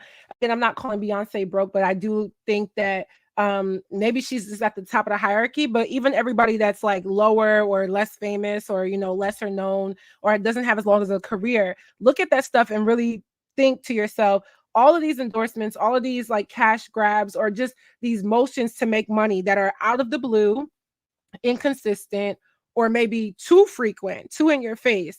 You just got to question it. And I always do. Okay. So before we even like transition, I do have to get on Bible study, but I don't want to miss Bible study, but I think I'm going to have to. Yeah. The last kind of time to that, one thing I did want to talk about was comments that I received about my meet and greet that I was to do. I'm going to see if I can actually find them, but just in the midst of all of this conversation, for real, obviously I was going to have a meet and greet. I had to cancel. There was a lot of stuff, but we're not getting into that. And I remember when I first posted my flyer about it, I was kind of taken aback, in all honesty, at some of the comments that I received. And I kind of do understand that we're in, a economy that isn't favoring us at all. I do get that. However, when I see people go and spend $100 and something on sacred hairline, I'm not saying I'm Beyonce. I'm not saying I'm Beyonce. I'm not saying I'm Beyonce. Let me make sure that is clear. I'm not saying I'm Beyonce. I don't think I'm Beyonce. I don't think I'm a celebrity, period. But when I see people go spend $100 and something on products that your good old Suave or Tresemme, or hell, even your own thing that you make yourself, or maybe your Black-owned one that's in your local community, works for you and works fine. That's why I question why people even open their mouth sometimes. So let me share. And you could say I'm being a little sassy right now. I am. I am. Let me see. Because it blew the hell out of me. I was like, there's no way that wow. So someone said, not you charging people to meet you when we're in a recession. And someone said it's fine, but $40 is a little too high. So, I chimed in a little bit. Says a venue, someone else that supported me, thank you, Ayana. A venue with things like food or goodie bags would have to be paid for somehow. And if you came off a bit nicer, someone could loan you $40, but it's giving ungrateful. A lot of influencers charge way more for a meet and greet. Okay, so I came back and I said, funny enough, I'm covering all of that. There will be goodie bags, refreshments, venue, hosts, and just me entertaining my audience. Hope you donate $40 to a charity that means something to you. My supporters aren't a charity, but at least I'm giving back to people who want to show up for me. Have a nice day. But then we got people, this ish is weird, stuff like that. And it's crazy that when you get onto a post like this, right? The top comment is not a positive comment here. The top comment is technically a negative comment. I mean, I didn't really take it like negatively, but I know this person was not saying, this was like a nice, nasty comment. Like, oh, we're in a recession. Okay, well then don't come. Okay. That's all that is. But moving to a different one, because there's a reason why I'm about to say all of this. Moving to a different one. Like I said, I posted my flyer a few times. I had it on Instagram and even more. Posted it again. I think okay. Boom. Let's present. So here we are again, charging people to meet you like you Chris Brown. First of all, Chris Brown is charging $1,000 just to take a picture with him. I'm not Chris Brown. I'm not Chris Brown. I'm not Chris Brown. I'm not Chris Brown. I don't think I'm Chris Brown. I don't think I'm any celebrity. Let me get that out the way. Disclaimer. However, you do realize that we're the same people paying $1,000 for Chris Brown picture. They already paid for the concert. The same people that pay $100 for Beyonce hair care line when they have products that work for them. And let's take celebrities out of it. Let's just use influencers. I wish I could pull this up, but I saw a post that Patrick Star, the one whose products I just bought, was doing a meet and greet where you got to meet him and take a picture with him. If and only if you bought 2 full-size products of his the spray that I bought. Now the spray that I bought was $30-something for full size. The travel size was $17. So you mean to tell me, okay, $30-something plus tax, I think it came up to almost $40. I'm about to spend $80-something to take a picture with you. I don't get no food, no goodie bag, no nothing. No sit down, just take a picture and go. I'm not knocking anybody. I'm just saying people really do try to pick and choose. That's why when I was reading all of this, I was just like, they can't be talking to me, because I would never throw an event and make people waste their money. But it's cool though. So, this time I was like, what, Chioma, you try to be nice, but let's just clap back a little bit. Charging people to come out to an event and enjoy engaging with an influencer, food, promoting business, discussion topics, questions, advice, networking. people put on events like this all the time. I'm not asking people to pay and take pictures and leave. And I said, I think comments like this are mean. A venue, food, host, tables, decor, goodie bags, more, it all costs. If you're not interested, then respectfully leave me alone. I've seen people pay hundreds for concerts and celebrity products just to be disappointed. I just want to have a good time with the people who actually support me. Now, the reason I say that is because I feel like, again, back to the Bridgerton ball, a lot of people are paying hundreds of dollars, thousands sometimes, to not be even satisfied. So don't critique me, about a price. Next time I probably won't even charge that much, or I'm gonna just go where the money is. When people have a right to pick and choose what they want to spend their money on. Whole time though, a lot of times when you guys are buying into these celebrity products, you're not even getting you're getting overpriced nothing. You're getting overpriced hair care products that people said it wasn't really worth buying it, that they weren't going to rebuy it. People are getting, I don't know what the whiskey tastes like, so I can't critique it. I only saw the stuff about the sacred hair. And I'm not even trying to drag Beyonce. I'm just trying to give y'all the narrative that I read. People will sit here and spend a lot on celebrity, something that may not give them that much satisfaction. I'm not saying I am.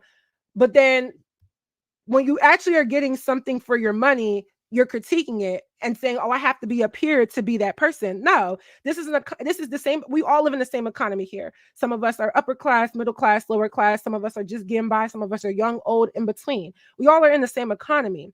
I think people are not honest. That's why I said when it came to the Bridgerton ball, I'm 50-50. On one side, that was a scam. Those people should have done better. They should have, obviously gave people their money's worth with the food, the entertainment, the tabling, even getting people into the event. But then half of it is like, when do you guys research and really look into what you're about to spend your money on, as well as the entity that you're putting money into, to see, do they really care? Are they really doing this for good reasons? Is this a money grab? Is it going to be worth your time or money? Do we really look at that? Or do we just see celebrity and big name brand and buy into it because we want to be a part, or we want to draw ourselves to what is popular, what is trendy, or we want to get on TikTok and say, hey, I got it, I'm gonna try it, oh, I have this? Or are we really spending money like smart individuals? Like, that's just my thing. So yeah. I'm sorry, y'all.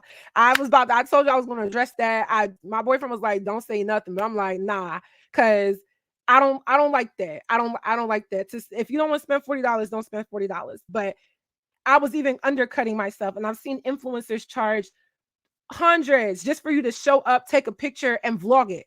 Let's not forget, it's girls going to audition for Baddies. I watch a lot of Baddies auditions vlogs, especially for this last one in Detroit, because I've lived technically around the area, not in Detroit, but at least around it, right?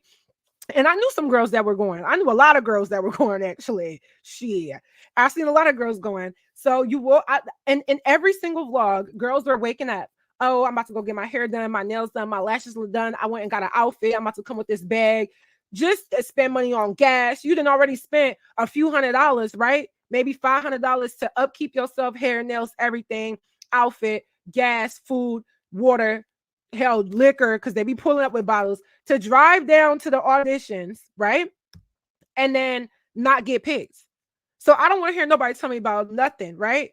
I'm going to critique Beyonce and say I think it's a little bit weird that she's pushing out all these products. But the reason why Beyonce is able to push all these products to everybody is because, not saying anybody in this chat, but a lot of people are really just that dumb to spend their money on something that the risk versus the reward is way too inconsistent, You know that when you're buying a celebrity product, more times than not, you're not getting what you're worth. Okay. You're not getting what you're paying for. You're paying for the name. You're paying for the packaging.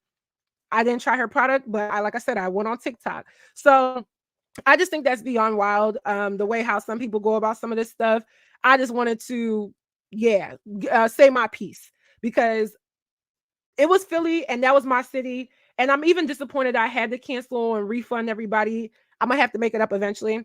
But I don't know where I'm gonna go next, but it looks like all of y'all in Houston and in Atlanta, y'all were the #1 people saying come to Houston or Atlanta. So I guess that's gonna be wherever it's next. But I do have something I'm doing in January in the DMV area, probably DC, PG County, Maryland. That's something I'm probably gonna do at the end of January. So that's gonna be before Atlanta and Houston. But I just wanted to put that out there. So let me read y'all's comments before I move into the last half of this, which is talking a little bit more about the industry, but more of the sadder, deeper, scarier, more sinister aspect than just the money, not money. And now I want to talk about the people and the entertainment aspect is crazy.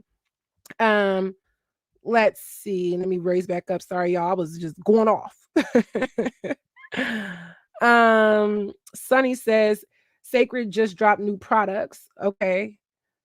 Valid points, Chioma producer. Thank you. Okay, well, shit. I'm happy for her with that. Hopefully it's better because I'm not gonna lie. When I first ran my modeling agency, the first season, almost every girl that was on that team could tell you that it wasn't it. Okay. My second season, I came back, bounced back, and did what I had to do. And people actually were like, okay, I like this. Let me come back into here. So maybe the first time she made some improvements, but my thing is about the money. Is it worth it? That's all. Let's see. Let me keep going. Someone said, how is Khloe Kardashian's clothing line surviving? I don't know. When she first came out with her Good American jeans, I was going to buy some because this was a long time ago now. I was probably in high school. I wanted to buy some because I knew that she would have jeans for tall girls because I believe myself and Khloe Kardashian are the same height. I went on there. Them jeans said like $100, $200. My little broke high school self. I said, oh, yeah, I ain't got it. But more power. I don't know. But I've heard the brand is actually pretty good. But maybe the jeans are just that good. I'm not sure. But thank you for that. Let's see. Oh, someone said I wanted to come so bad to the meet and greet, but I don't live in America. Where do you live though? Because I have a passport and I want to start doing other stuff. So thank you. Let's see. Someone said, sorry. There we go. Your M&G should be 65. Your meet and greet should be 65. And I thought to raise it higher. And before I had 2-for-1 tickets. So if the tickets were $40, I had a 2-for-1 discount ticket. So you get 2 tickets for $12.50 a piece, which came up to basically $25. Because essentially you were getting like a half off. So if you're buying a ticket for $12.50, I don't want to hear I don't want to hear nothing. I was so like baffled. I'm like, yeah, y'all say y'all are viewers or whatever, but that may not be true. I'm not saying anybody in this chat, but I was like, there's just no way. Quick question: what foundation do you use? It's the Revlon Color Stay. Revlon Color Stay for oily skin. I don't know what happened to it. I must have put it up, but Revlon Color Stay for oily skin. And I think it's in Caramel 600. Someone said $40 is reasonable. You should also have an extra charge for pictures. See, but this was my first meet and greet, solo meet and greet. I've done one before in New York with other YouTubers in the past. And I don't remember what we charged back then. It was like 2018, so it couldn't have even been, that was a different economy. But I wouldn't even charge for pictures because I done been out and met people. I just met a subscriber at the wedding. I went to my cousin's wedding and took pictures with her. I wasn't going to charge her for that. But I was like, I thought that was reasonable, but I don't know. Philly, we have money, or do I need to go where the money reside? Because Atlanta and Houston been down my DM and comments saying, come on. A lot of people, somebody else said $40 is not a lot of money for an event. I done bought tickets to go to a brunch that was more than that. I remember my friend is in a sorority. She invited me to her sorority's event. I think it was this year and last year. And the ticket, how much was the ticket? I think the ticket was $50. Granted, they had food, but you know, the catered food that you usually get at like an event hall or something like. And I just wanted to support her. She was selling the tickets for her sorority. And it was $50 just for that, just for me to just show up and eat and watch the program. Like, I'm not gonna say I didn't get anything out of it. It was a great event, and I love when they, promote Black women and what they're doing. So I got my $50 worth, but that was the pre-sale price. After that, it went up. So I was like, someone said $40 is nothing. Thinking about all the labor it requires to be a content creator, we get free entertainment from her and her labor. Thank you. I appreciate y'all. So, someone said $40 is reasonable. Someone said $40 is a lot for a meet and greet. SMA, she's a YouTuber with a pretty big name. Is it a lot or is not a lot? $40, it just depends. Someone said Lovely Tea's tickets were $180. They sold out in minutes. Now, Lovely T is way bigger than me. I would pay the $180 to see Lovely T. I have not met Lovely T in person, but I actually should have messaged her and asked her, like, do you think this is a reasonable price? That's what I should have done. Next time I'll do that. Thanks. Someone said you guys want to pay all these designer and celebs all this case, but $40 is too much. I don't know. I was reading the comments like there's just no way. So someone said, I know it was like, should I drop she should drop the price. 40 is too much. So you want me to show up, give you food, goodie bags, pictures, host, entertainment, venue, which is always going to be the biggest cost, decorations, makeup that I got to do, me traveling to Philly. I don't live in Philly for $10, $20 ticket. I'm sorry. I can't do that. Don't ever think that for me. So, someone said, I'll only charge $20 if you want to meet me and are in the Winnipeg area. So I try my best, y'all. That's just what I wanted to say. Someone said SMH that Ozempic would be $400 and up, and y'all rushing for it, but $40. Just, I know what you're about to say, baby. Thank you, Food Goddess. But even so, the amount of girls that pay for certain stuff, I can't clock anybody or watch anybody's pockets. That's not what I'm trying to do. But I just think it's crazy to tell somebody that I just felt kind of very offended. And that was my first time I was ever truly offended by my viewers. I'm not saying anybody in here. Someone said that's the brokey type people Lotto was talking about. Because you upset about $40 fee. That's hella reasonable seeing how much others charge. They trip and try to ignore them. Thank you. But yeah, it was crazy. I just had to pop my pop right then and there. Yeah, just had to. And I like this one. Go to the cities you're celebrated for sure. Because like I said, Houston and Atlanta, y'all have always been like very supportive. And I think my number one most watched city is actually New York. Then I think it's Houston, Atlanta, Lagos, Nigeria, of course. And then I think, I don't know, but I know there's, a lot of cities. Philly is within my top 10, but I was just going to be in Philly anyway. So, all right. So let's see. Oh, hold on. Y'all keep saying, where's this hair from? This is an Amazon wig. This is an older Amazon. I just curled it today. It was looking a little different this morning, but I curled it today. I already shaped it a long time ago. I'll see if I can drop the link, but I do want to move on to the next thing because we're at an hour and a half and I was supposed to go to the gym. Can I do a workout from home?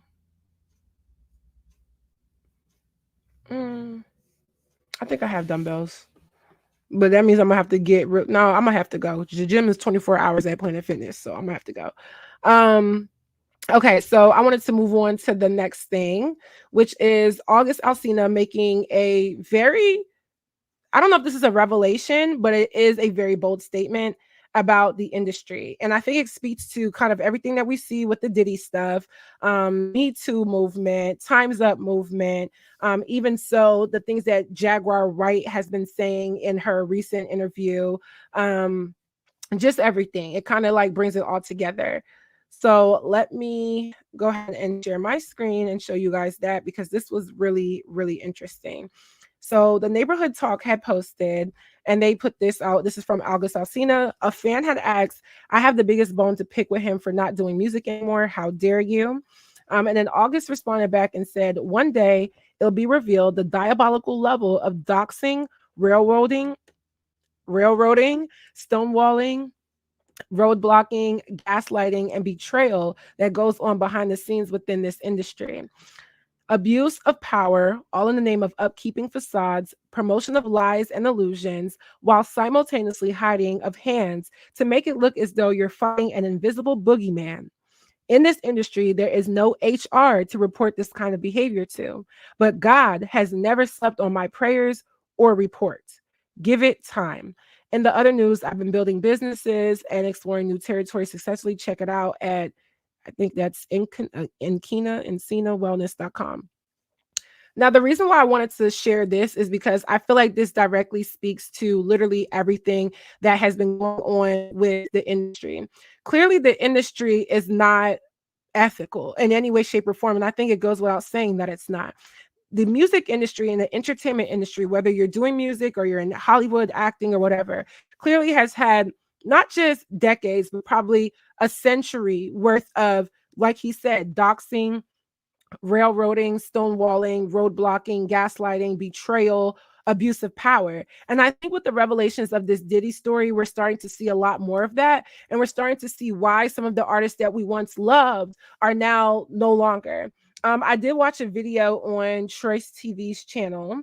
And let me even see if I can remember which one it was. But on Choice TV's channel, he often talks about kind of like a where are they now? I love Troy. Shout out to him. He always writes me on Instagram. A lot of times he does like, where are they now? Or this person used to be popular and now they're not. And he had this video that he did of maybe she was a reality TV star or actress. Okay, Monica Leon. And I watched it. And after watching it, I started to realize that the industry really is like a factory for malfunctioning people's mental health. And if you can escape it, or just go through it without maybe being too mixy, dating the wrong person, making a bad business deal, staying in the good health, you're very, very lucky if you can get through it. Because this actress, Monica Leon, I watched it. She's homeless. She had a lot of mental issues.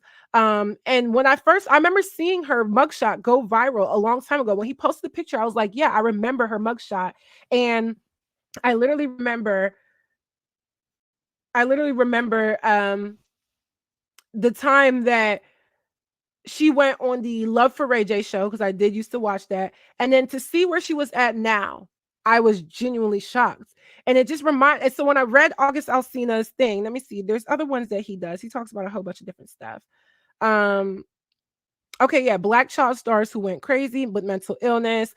There's so many. Maya Campbell, maybe even Orlando Brown, even though I think he's a little bit inconsistent sometimes. When you see a lot of these celebrities and you wonder, why were they so big in the 90s? Or why were they so big in the early 2000s? Or why aren't they making music? Why aren't they acting? Why don't we see them like that? I truly think when you go in this entertainment industry, whether it's acting or music, it should be considered a blessing that you can get in, make money, not mess anybody up, not mess yourself out, not piss nobody off, and get out.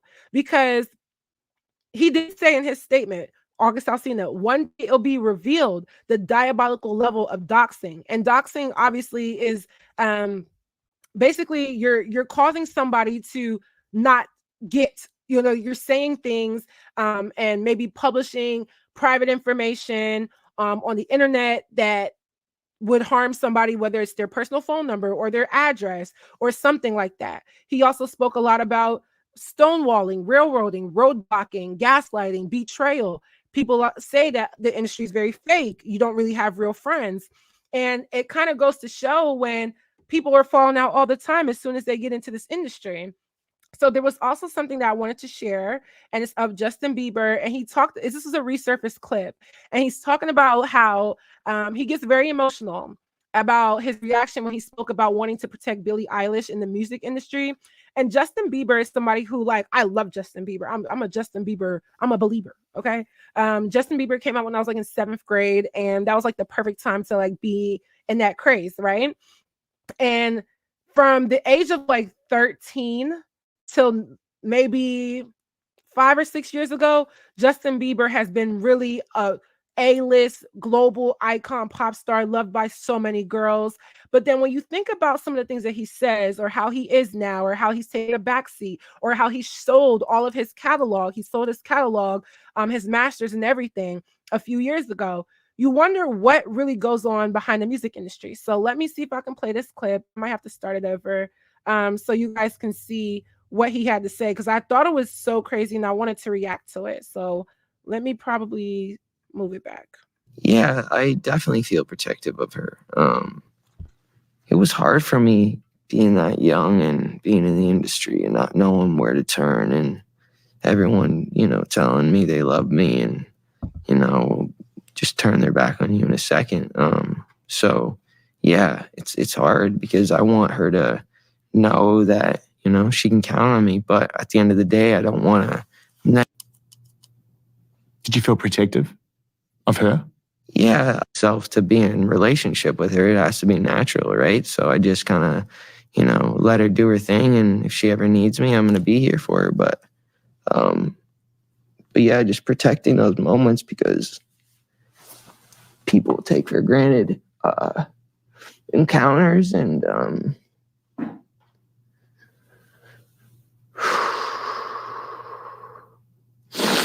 yeah. So yeah, never gonna force. I just want to protect her. I don't want her to lose it. I don't want her to, go through anything I went through. I don't wish that upon anybody. So yeah, I just want to protect her. Okay. So you guys just watched it. This was kind of tough to watch because I think this is kind of like, redlining, like reading between the lines of what he's trying to say. Clearly, for him to be this emotional, he's clearly gone through something, and probably multiple things. He spoke about how, people were there for him and saying that they loved him until they turned their backs. Now, he may or may not be innocent in whatever it is that he's talking about, but it's Justin Bieber, and there's been a very stark change from when he first came out up till now. And it's not just about adulting and growing up and maturing. His career, him not putting out music or wanting to be as seen because he was pushed into the limelight as a teenager, and he was this teenage heartthrob for millions of women, okay, I didn't mean to not say that, women and girls worldwide. It's very, very, very disheartening to see how sad he is, but also whatever he's trying to imply that he wants to protect Billie Eilish from. I think that's very, very crazy. I wanted to see if I can find the clip of let's see. I'm pretty sure y'all saw this before, but if you haven't, I want you guys to see this. This is of Justin Bieber. Basically, when I say women, I mean women. Let me see if it's this one. I just want to protect her. I don't want her to lose it. I don't want her to, go through anything I went through. I don't wish that upon anybody.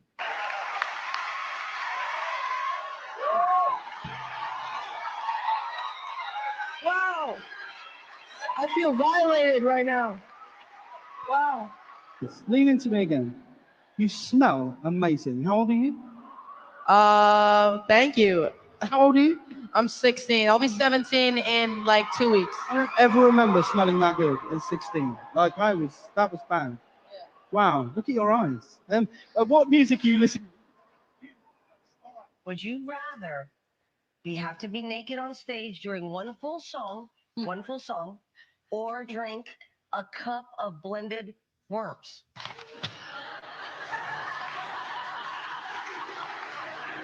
Answer Justin Bieber. I have like little girl fans. I can't go. You guys never gave me the sex talk. Okay. So why don't you give me the sex talk? I feel uncomfortable right now. Oh. Why do you want to know the sex talk from a 15-year-old boy? That's pretty weird. Let's talk about the album. You ain't been calling me and hanging out the way we used to hang out. Well, I mean, you try to get in contact with me, through all my, partners and whatnot. Do you think the moon landing? Okay. So, yeah, that was tough.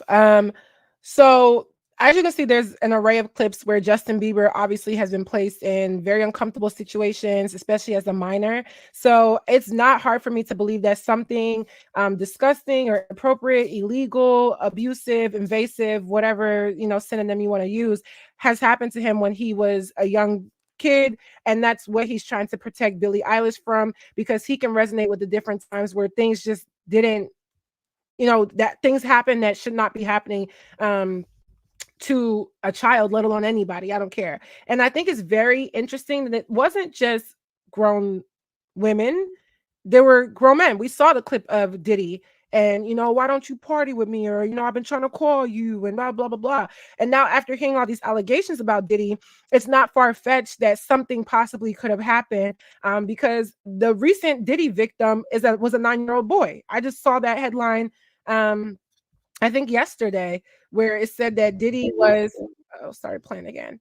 I don't really want to talk about Diddy for real in this, but it kind of shows something with this whole industry, of course. But it literally said that his most recent victim was a 9-year-old boy. Justin Bieber got his fame, I think, at the age of like 12, 13. Let me see. When did the Baby song come out? Because I know that was like the song. Baby by Justin Bieber. Let's see. All right. So 14 years ago, 3.2 billion views. Lord. Okay, don't play, please. I don't want my. So 14 years ago, this video was dropped on, where do we see it? February 19, 2010. 2010, I was, yeah, like I said, like 12. I was like 12 years old. So,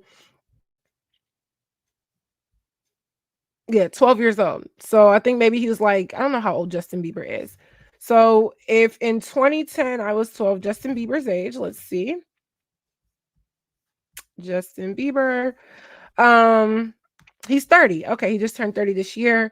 14 years ago, do the math, that would have made him 15, 16 when he first came out, with everything. Because I remember Justin Bieber is older than me by, was that 3 years? Okay, so clearly there's been a lot that has happened to Justin Bieber, and to see him that emotional, but then to correlate it to August Alsina's statement, there's more coming down the pipeline, not just with Diddy. I'm gonna say that it's not just with Diddy. There's more coming down the pipeline with Diddy and everybody that Cat Williams called a big D deviant.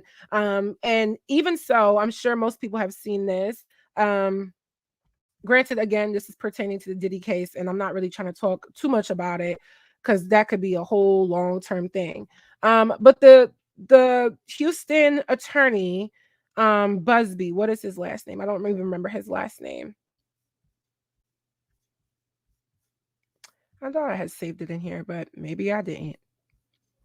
But he said that he's waiting for, like, there will be a lot of people named on this. And when you think about it, if Diddy is here, and let's just say Jim A, Jim B, and Jim C are 3 big name celebrities that are going to get named. Once those people start to get exposed, then they're going to have their own branch, their own tree branch of victims. And maybe it's not even up with Diddy and Diddy's under them. Maybe it's just more or less a parallel. Diddy has all the victims that are about to come out, and then there's going to be even more people that are famous with their own separate stories, and maybe they'll even be famous people, celebrities, that are going to say something about all these things coming out. So there will be more to come. There will be more to come for sure. Yes, Tony Busby, thank you so much. And I just really think that when I say the industry is broke, I'm not just talking about money. I'm not talking about finances. When I say the industry is broken, it's because of what August Alsina and Justin Bieber alluded to. There's something broken about entertainment. I believe it is a facade, like we've all said. I believe that there are some people that are ethical, that are God-fearing, that are not mean people, that are here to just love the craft and the artistry that God has given them, or they've, worked hard for. But I do think there's a bigger and darker cloud that a lot of people fall into.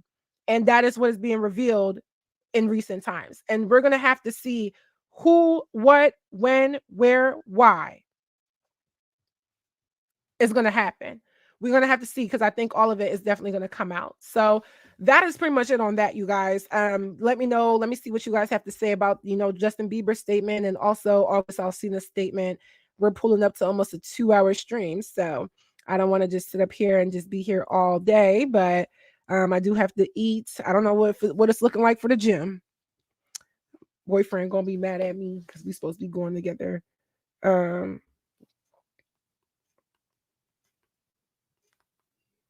I may have to miss the gym tonight, but I'm wrapping up the live stream in 15-20 minutes. Okay, but I'm locked in. I'm on a mission. Let me see some of the comments. Okay, I actually do like this comment. Y'all pray for me. I want to be an artist and I'm so scared of what's going to happen to me. Now, y'all know I do music. I've put out music. I have 4 songs out. I have an AfroBeats, Mampiano, cultural, I guess we'll call it, EP that's going to be released. I want to release it for Deti December. And I've been working on it. I've been previewing some of the songs in my videos. And I'm really myself as a God-fearing woman who is not going for anything. I'm not selling my soul. I'm not doing any of that. If you ever see me acting crazy, it ain't me. I might be they suppress me to the back of the head or something. And I don't know what's in front. But I do think about that sometimes. And I do want to see what people's thoughts are on those people that want to enter the industry or at least just make their talents in art lucrative. How do we even go about something like that? When you hear all of this, do we have to remain D list or F list or lower list? And the only way that you can advance is through certain methods? Or is it simply as rejecting everything that seems demonic, that seems illegal or negative or compromising, standing firm in your morals and rejecting it? That way you don't end up in these predicaments. Because I do feel like when we talk about like Ice Spice and people say like, oh, she sold her soul, I believe that she definitely did something, because it's been way too many times where I gotta look at her with a side eye. And I think it comes down to some people they really, really want money or fame. And that's what they're chasing. They're not chasing their artistry. They're chasing money and fame. Or if they're like Justin Bieber or even Usher, who were minors when they started getting their fame, there's people in their ear where they can't, do things for themselves. They're minors. They can't sign certain contracts without a parent. They have parents who are misinformed or ignorant, or we have these executives that take advantage of people. This is why I'm staying independent. If I ever get a call from Atlantic, Universal, what's the other one? Motown, all that stuff, I'm not interested. Okay, I'm not interested. I don't want to sign because I feel like essentially when you sign a contract to be in entertainment, regardless of your morality and your choices, there is some type of like compromise that you're going to have to make, because there's an agreement here. So you have to do what the boss or what the entity or the business or the label says. And some people say, okay, well, the trade-off is you're not going to be a superstar, but I don't necessarily want to be a superstar. I do want to make it in life, but I'm a self-made person. So I think if you stick to your morals and you realize that you don't have to sign anything you don't want to, you can organically with social media these days garner and build your own buzz and your own fan base and work your way up the hard way or the longer way, versus taking certain shortcuts where you have to compromise something about yourself, whether it's your body, your spirit, your beliefs, your morals, for the sake of money and fame. You'll be okay. Maybe. That's just my theory. I think if you're chasing money and fame, you're going to have to do some strange things for some change. But if you're truly an artist and truly talented and you are informed, you do your research and you stay grounded to yourself, I'm not going to say it's impossible, like that nothing will happen, but I think the chance is lesser. I don't want to say do this and this will happen and do this and this will happen. Like, I just think the chances will be a little bit lower. So that is technically what I think, I guess. Let me see some other things. I don't even know what y'all talk about something in here. I skipped by accident. Okay, I see most of it. I like this. JT says parents need to protect their kids no matter if their child is in the industry or not. This makes me upset that Usher and Justin Bieber's parents allowed the abuse to happen. And I think if you guys watched love your comment, by the way, babe. Thank you. If you watched the Quiet on Set documentary, a lot of those kids ended up in the Nickelodeon, Dan Schneider, or those executives that they had something weird happen. A lot of that was at fault with a lot of the parents. A lot of it. I think people just are not as scared now, because back then it wasn't really until that Me Too movement where people started being outspoken about all of these very disgusting and heinous things that happen. Before that, you didn't speak. You didn't talk. You were threatened. Something happened to you. Now is everybody's day for judgment. It's almost like Judgment Day, but we're not God. Now all of it is here. where people can actively talk about these things, and there's movements and support for all of this. I like this comment too. Someone said creating laws, regulations, and the culture of reporting. Exactly. We're in the culture of now reporting. You know, back in the day, Wendy Williams, I love me some Wendy's. She was probably one of the only people in the 90s and early 2000s that was putting stuff out there. And people hated Wendy for it. But a lot of things Wendy Williams has said has come true or is facts or whatever, you know? So we're in that era where you can actually talk and you can speak and you can advocate for whatever is going on, whether it's good or bad. And I think that's why things are changing. I do think the industry is being exposed, and I think that that correlates to the whole broke aspect, the financial aspect, is because if it's broken, it needs to be fixed. Okay, so if there's brokenness such as immorality, abuse, violence, compromising, if these are all the broken things, stealing, lying, deflecting, betraying, these are all broken aspects. If these broken aspects are happening, but they're at the expense of people who have no voice, it's going to keep things afloat. But when they're happening and now people are able to speak up about it and report, like you said, and make regulations and laws, it starts to affect the industry financially. And that's the broke aspect of it, because a lot of the big name people behind all of these different things are the industries, you know, Hollywood and music. They're being exposed. They're about to be exposed, especially. I'm pretty sure before 2024 is over, there will be another bombshell entering the villa. There'll be another bombshell entering the villa when it comes to a lot of this stuff. And when we see those names, it is going to hurt the industry. That's why there is a financial deficit going on, because the people at the top are now having to shell out all of their riches and their estates and their money to pay off people or things or crimes that they did when it wasn't broken. When it really was broken, because it is a broken industry when people are being abused and assaulted and whatnot. But it was, in a sense, kind of like a veil in front of it, where the brokenness is here, right? But there was a veil in front of it because there was nobody knew. Maybe people in the industry knew. I watched Jaguar Wright's, interview, and she said this is not a secret. People knew what was going on. The problem was you couldn't tell anybody without risking the repercussions of a lot. So when I hear Justin Bieber's interview and I think about Usher and I think about what was her name? Danger. I'm sorry, I don't mean to call her Danger, but I forgot her name. When I think about Danger and I think about Justin Bieber, like I said, I think about August Alsina. I think about a lot of these celebrities who were super talented. It's not like August Alsina and Justin Bieber are not talented. They're super talented. And I see how they are now. I don't care about sexuality. I don't care about any of that. Just how they are, their persona, their presence, their activity. I know something is wrong. And I know something happened in the industry that has caused what we see. And it is about time that it's starting to get called out. It's about time that people are actually speaking up. It's about time that we're trying to reestablish morals. And this age of Aquarius, I didn't think it'd be like this, but age of Aquarius has Aquariused. They Aquariusted this year for sure. They for sure. There's a lot of questions around the death of certain people. There's a lot of questions about the disappearance of certain people. There's a lot of questions against the fall off of certain people. And it starts from somewhere. And I'm telling you right now, I think this is just the beginning of the end. Will there always be entertainment? Of course. Will there always be Hollywood and acting and singing and dancing and performance? Of course. But there's no large multi-million, if not billion-dollar entity that I believe is ethical. I don't believe it. There's always going to be something. It may not be a moral compromise, right?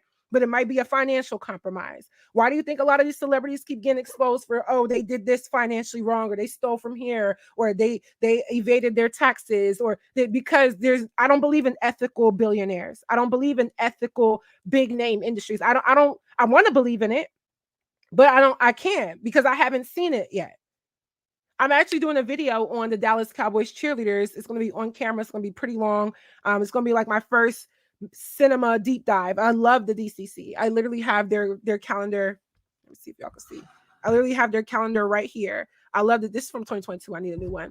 But I love the DCC. But after watching their Netflix documentary, I realized behind the pretty hair, the lovely women, very smart, intelligent, talented dancers, the glitz and glam, there are some aspects about that industry, or I guess you could say the Dallas Cowboys franchise. There are some aspects about it that people will critique. And I think everyone's open to critique, but there are aspects of it that you look at and like, wow, a lot of these women, I would have thought they were making more. I would have thought that they had a lot more freedom to do certain things. I would have thought that maybe they were in their forms respected more. I've been doing research on I've watched every season of the Dallas Cowboys Cheerleaders show from 2006 to 2021. I've watched it all multiple times, but I've been doing so much external research for this video because I wanted to talk about everything. And I realized every industry of entertainment, not just music and acting, but even sports, there's a lot of things that are unethical that we're starting to see, and they're starting to come to the light. So I just wanted to kind of got a little bit deep there. I'm sorry. Went a little further. Literally started going in, but I'm gonna end off with that, y'all, because it's now 8. We done been on here for almost 2 hours now. But yeah, there's a lot. And I think that we've been fed we literally have been fed, and I don't mean to cuss, but we literally have been fed shit and called it sugar. We literally have been fed that for a long time when it comes to entertainment. A lot of people when they were young, oh, I want to be a singer, a famous actor, a dancer, because it looks glamorous.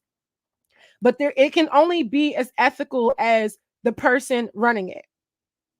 So if the owner of okay, like I said, the owner of the Dallas Cowboys is Jerry Jones, the whole entire brand or franchise can only be as ethical as him. I don't know too much about Jerry Jones, but I've been reading and looking into it for my video.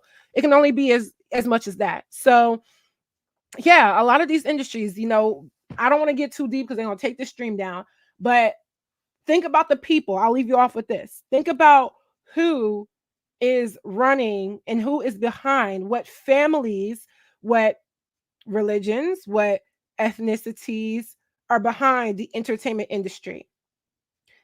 That's going to be your, I guess you could say, exit ticket. Think about who's behind all of that. And think about how all of this has been able to go on for so long. Even when I watched the Playboy documentary, I was mouth to the floor. Just shocked at a lot of the things that Hugh Hefner was doing, who was involved, the stuff about Bill Cosby, Don Cornelius, like I said, Hugh Hefner. How many people were involved in the exploitation of women and even men during those times? So the industry is not really, we all know this now, but the industry is not what it's all cracked up to be. And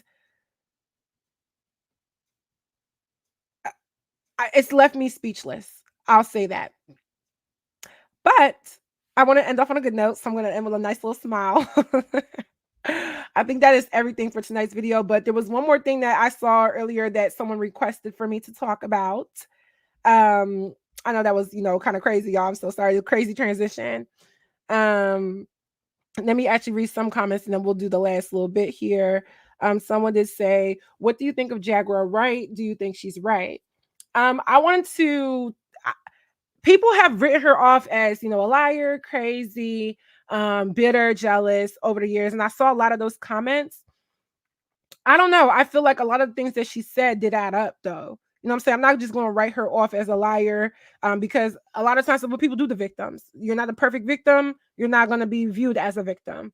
So she was very honest with some of the stuff that she said. I remember she talked about how she was a sex worker and different things like that. She was been honestly on Jay-Z's head for as long as I can remember, once I figured out who Jaguar Wright was. And as far as I'm concerned, I believe Jaguar is from Philly, isn't she? Is she from Philly? Yeah, she's from Philly. So I don't know. I think there is truth to what she's saying. I don't know if I could say she's right or wrong, but I think there is truth to what she's saying. But but before the end of the year, another bombshell is entering the villa. Okay, just know that another bombshell is going to enter the villa for sure. And we could see that now happening now. So thank you for your comment. I like this one. When I was a kid, I wanted to act in Disney, Nickelodeon. Glad that didn't happen. Man, me too. I'm gonna do a whole different story on that. I'm gonna put that on my Patreon, but I almost not. I'm not gonna say I was about to be. You're watching Chioma, but I did go to a casting when I was a kid for modeling for like Nickelodeon, Disney, and a bunch of that stuff, and it ended up being a scam. But that's a whole different story. Someone said, and please everyone educate the youth that want to rise in the industries. We have to look out for each other, especially those of color, for sure, because I don't think a lot of people look into the deeper aspects of what they're getting themselves into. They're driven by material things, money, cars, jewelry, houses, and they don't realize like money and all of that stuff is transactional. You have to give something to get it. So don't think you can get anything for free. I like this one. Knowing how we all came into this world the same way and how people turn completely evil is just scary. Yes. Some people need to be rebaptized or something. I like that one. Did I get to most of the comments? Hold on. This person said Jaguar was in the industry to see a lot too. Definitely.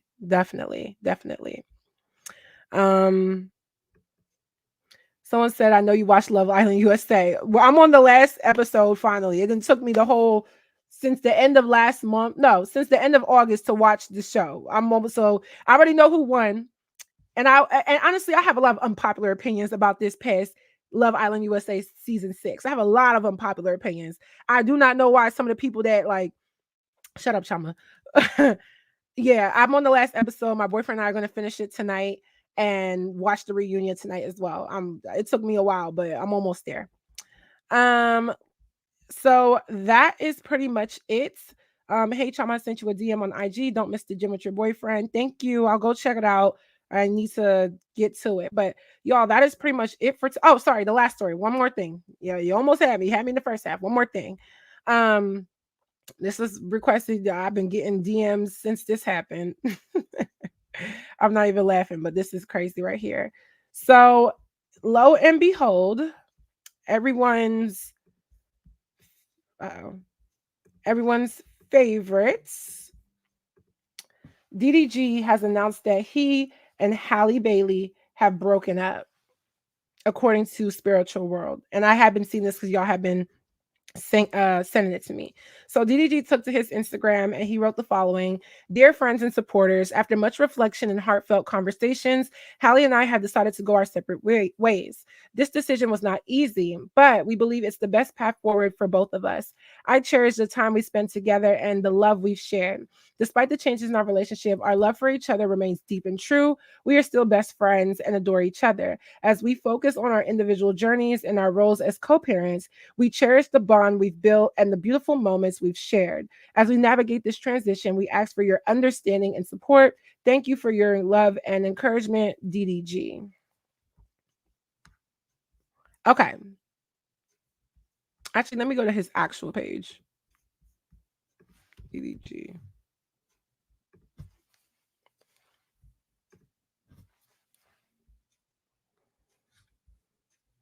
Okay, he writes this. This is on his story as of right now.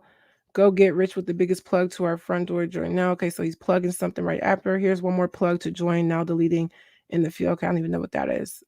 I don't really care about that. Okay, so he made a statement. Let me go to Halle's. Let's see if I doubt she's made a statement, but let's see. 9 hours ago, wishing the happiest birthday to her baby brother. Okay. Then 9 hours ago, she's with her son and her brother. Okay. And then 9 hours ago, she posts her brother again. Okay. All right.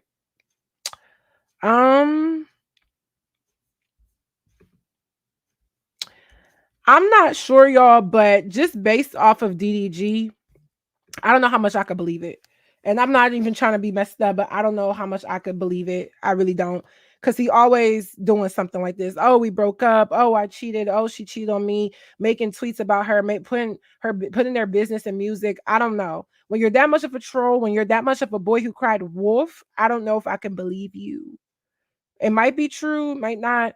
I know if it is true, he's probably thinking like, well, shoot, at least I got a baby out of her. And for her, hopefully if it's true, hopefully she's not too beaten up about this, because we all said that Halle could do better. And I'm not even saying that, I never said that, because I know a lot of people used to say like, oh, DDG, like he's not on her level, and he's this, he's that. I think financially they might be at the same place. He's a YouTuber. I know we make some money on here, especially somebody of his size, but we all used to say that she could do better just off of the type of personality that he has. I don't think people dislike DDG for anything other than the fact that he's too goofy of a person, and it just, yeah.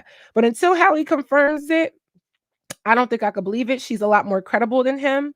And if this is yet again another April Fool's joke, premature April Fool's joke, or a YouTube video pending on happening, or anything like that, if this is anything like that, they gonna lose all credibility. I mean, he already did, but I find it funny that he would say that, let the blogs pick it up, and then post, let me see if I can go back to it, and then post links to whether it's a project or I don't even know what it was. I couldn't even tell you what it was. New music 5 hours ago, and then 2 hours ago. If I just lost my child's mother, or I guess my child's father, like we're no longer together, my family's splitting up, I'm not going to be actively posting. I'm going to post this and I'm going to log off for today, because I'm going to probably be heartbroken. Okay? Just like if my boyfriend leave me, I'm going to be sad. Are you listening? Are you listening? I'm going to be real sad. Be crying, snot running down my nose. I'm going to lose 20 pounds because I'm going to be having no appetite. My edge is going to fall out, like everything. So for him to post this, and then the very next post from less than an hour ago, get rich with the biggest plug right to your front door. Go join now. Let me just click on it for kicks and giggles. If it's going to even let me. I think I have ad blocker on. Let's see.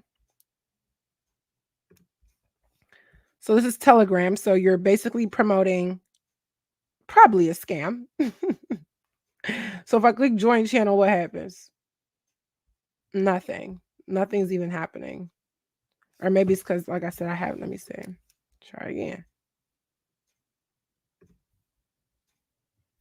Nothing's even happening. Goodbye. Nothing's even happening. So, yeah, I think it's just all embarrassing. And somebody in here said she was pregnant right after the Ruby Rose drama as well. Literally. So yeah. I promise you, until Halle says something and confirms it, I'm cool. Because DDG, too much of a troll, and I don't believe everything that he says. He was just, and yeah, I like this comment right here. Trolling, then he'll come back and say, you guys are praying for our downfall. Like, and it happened too many times. You can cry wolf too many times. So if it's true, that's unfortunate. If it's not, I'm not even invested. I don't follow neither one of them, but people are just going to be like, all right, you done went too far. And that's going to be it for the little bit of reputation that they have remaining. So hopefully, I'd rather it actually be true than not true, just for the fact that, okay, if it's facts, it's facts. But if it's a joke, this is a terrible joke to make. And Halle, no comment. So y'all, that is it for this video. I hope you all enjoyed. This has been a really good stream. I enjoyed talking to you guys and being on here. I really wanted to make sure I could get back onto my channel and do more live streams. I'm still in the process of looking for a job and moving out. So yeah, that's what I'm working with now. But I'm hungry. I haven't eaten all day and I need to go break my fast. Actually, did I? I did break my fast at like 4, but I had a bag of chips and I need to go, yeah, eat for real. So I hope you guys enjoy your morning, evening, or afternoon, whatever, wherever you're at. And if you want to catch the playback, make sure you do so. Play it on your break tomorrow at work or whenever you have the free time. But this has been a really good stream. I enjoyed the conversation that we had tonight. And let me know if you guys like this conversation, because this one's a little bit different than just celebrity news. We really talked about some different things as well. So let me know what you guys think. If you have any questions, please write me on Instagram. I will be on my phone for the next hour or so before I dive into my nighttime routine. So I really appreciate you guys for coming out tonight, and chatting with me, and I will see you guys. Oh, don't forget to like this live. Okay, please thumbs it up if you haven't already. But I will see you guys in my next one. Bye, y'all.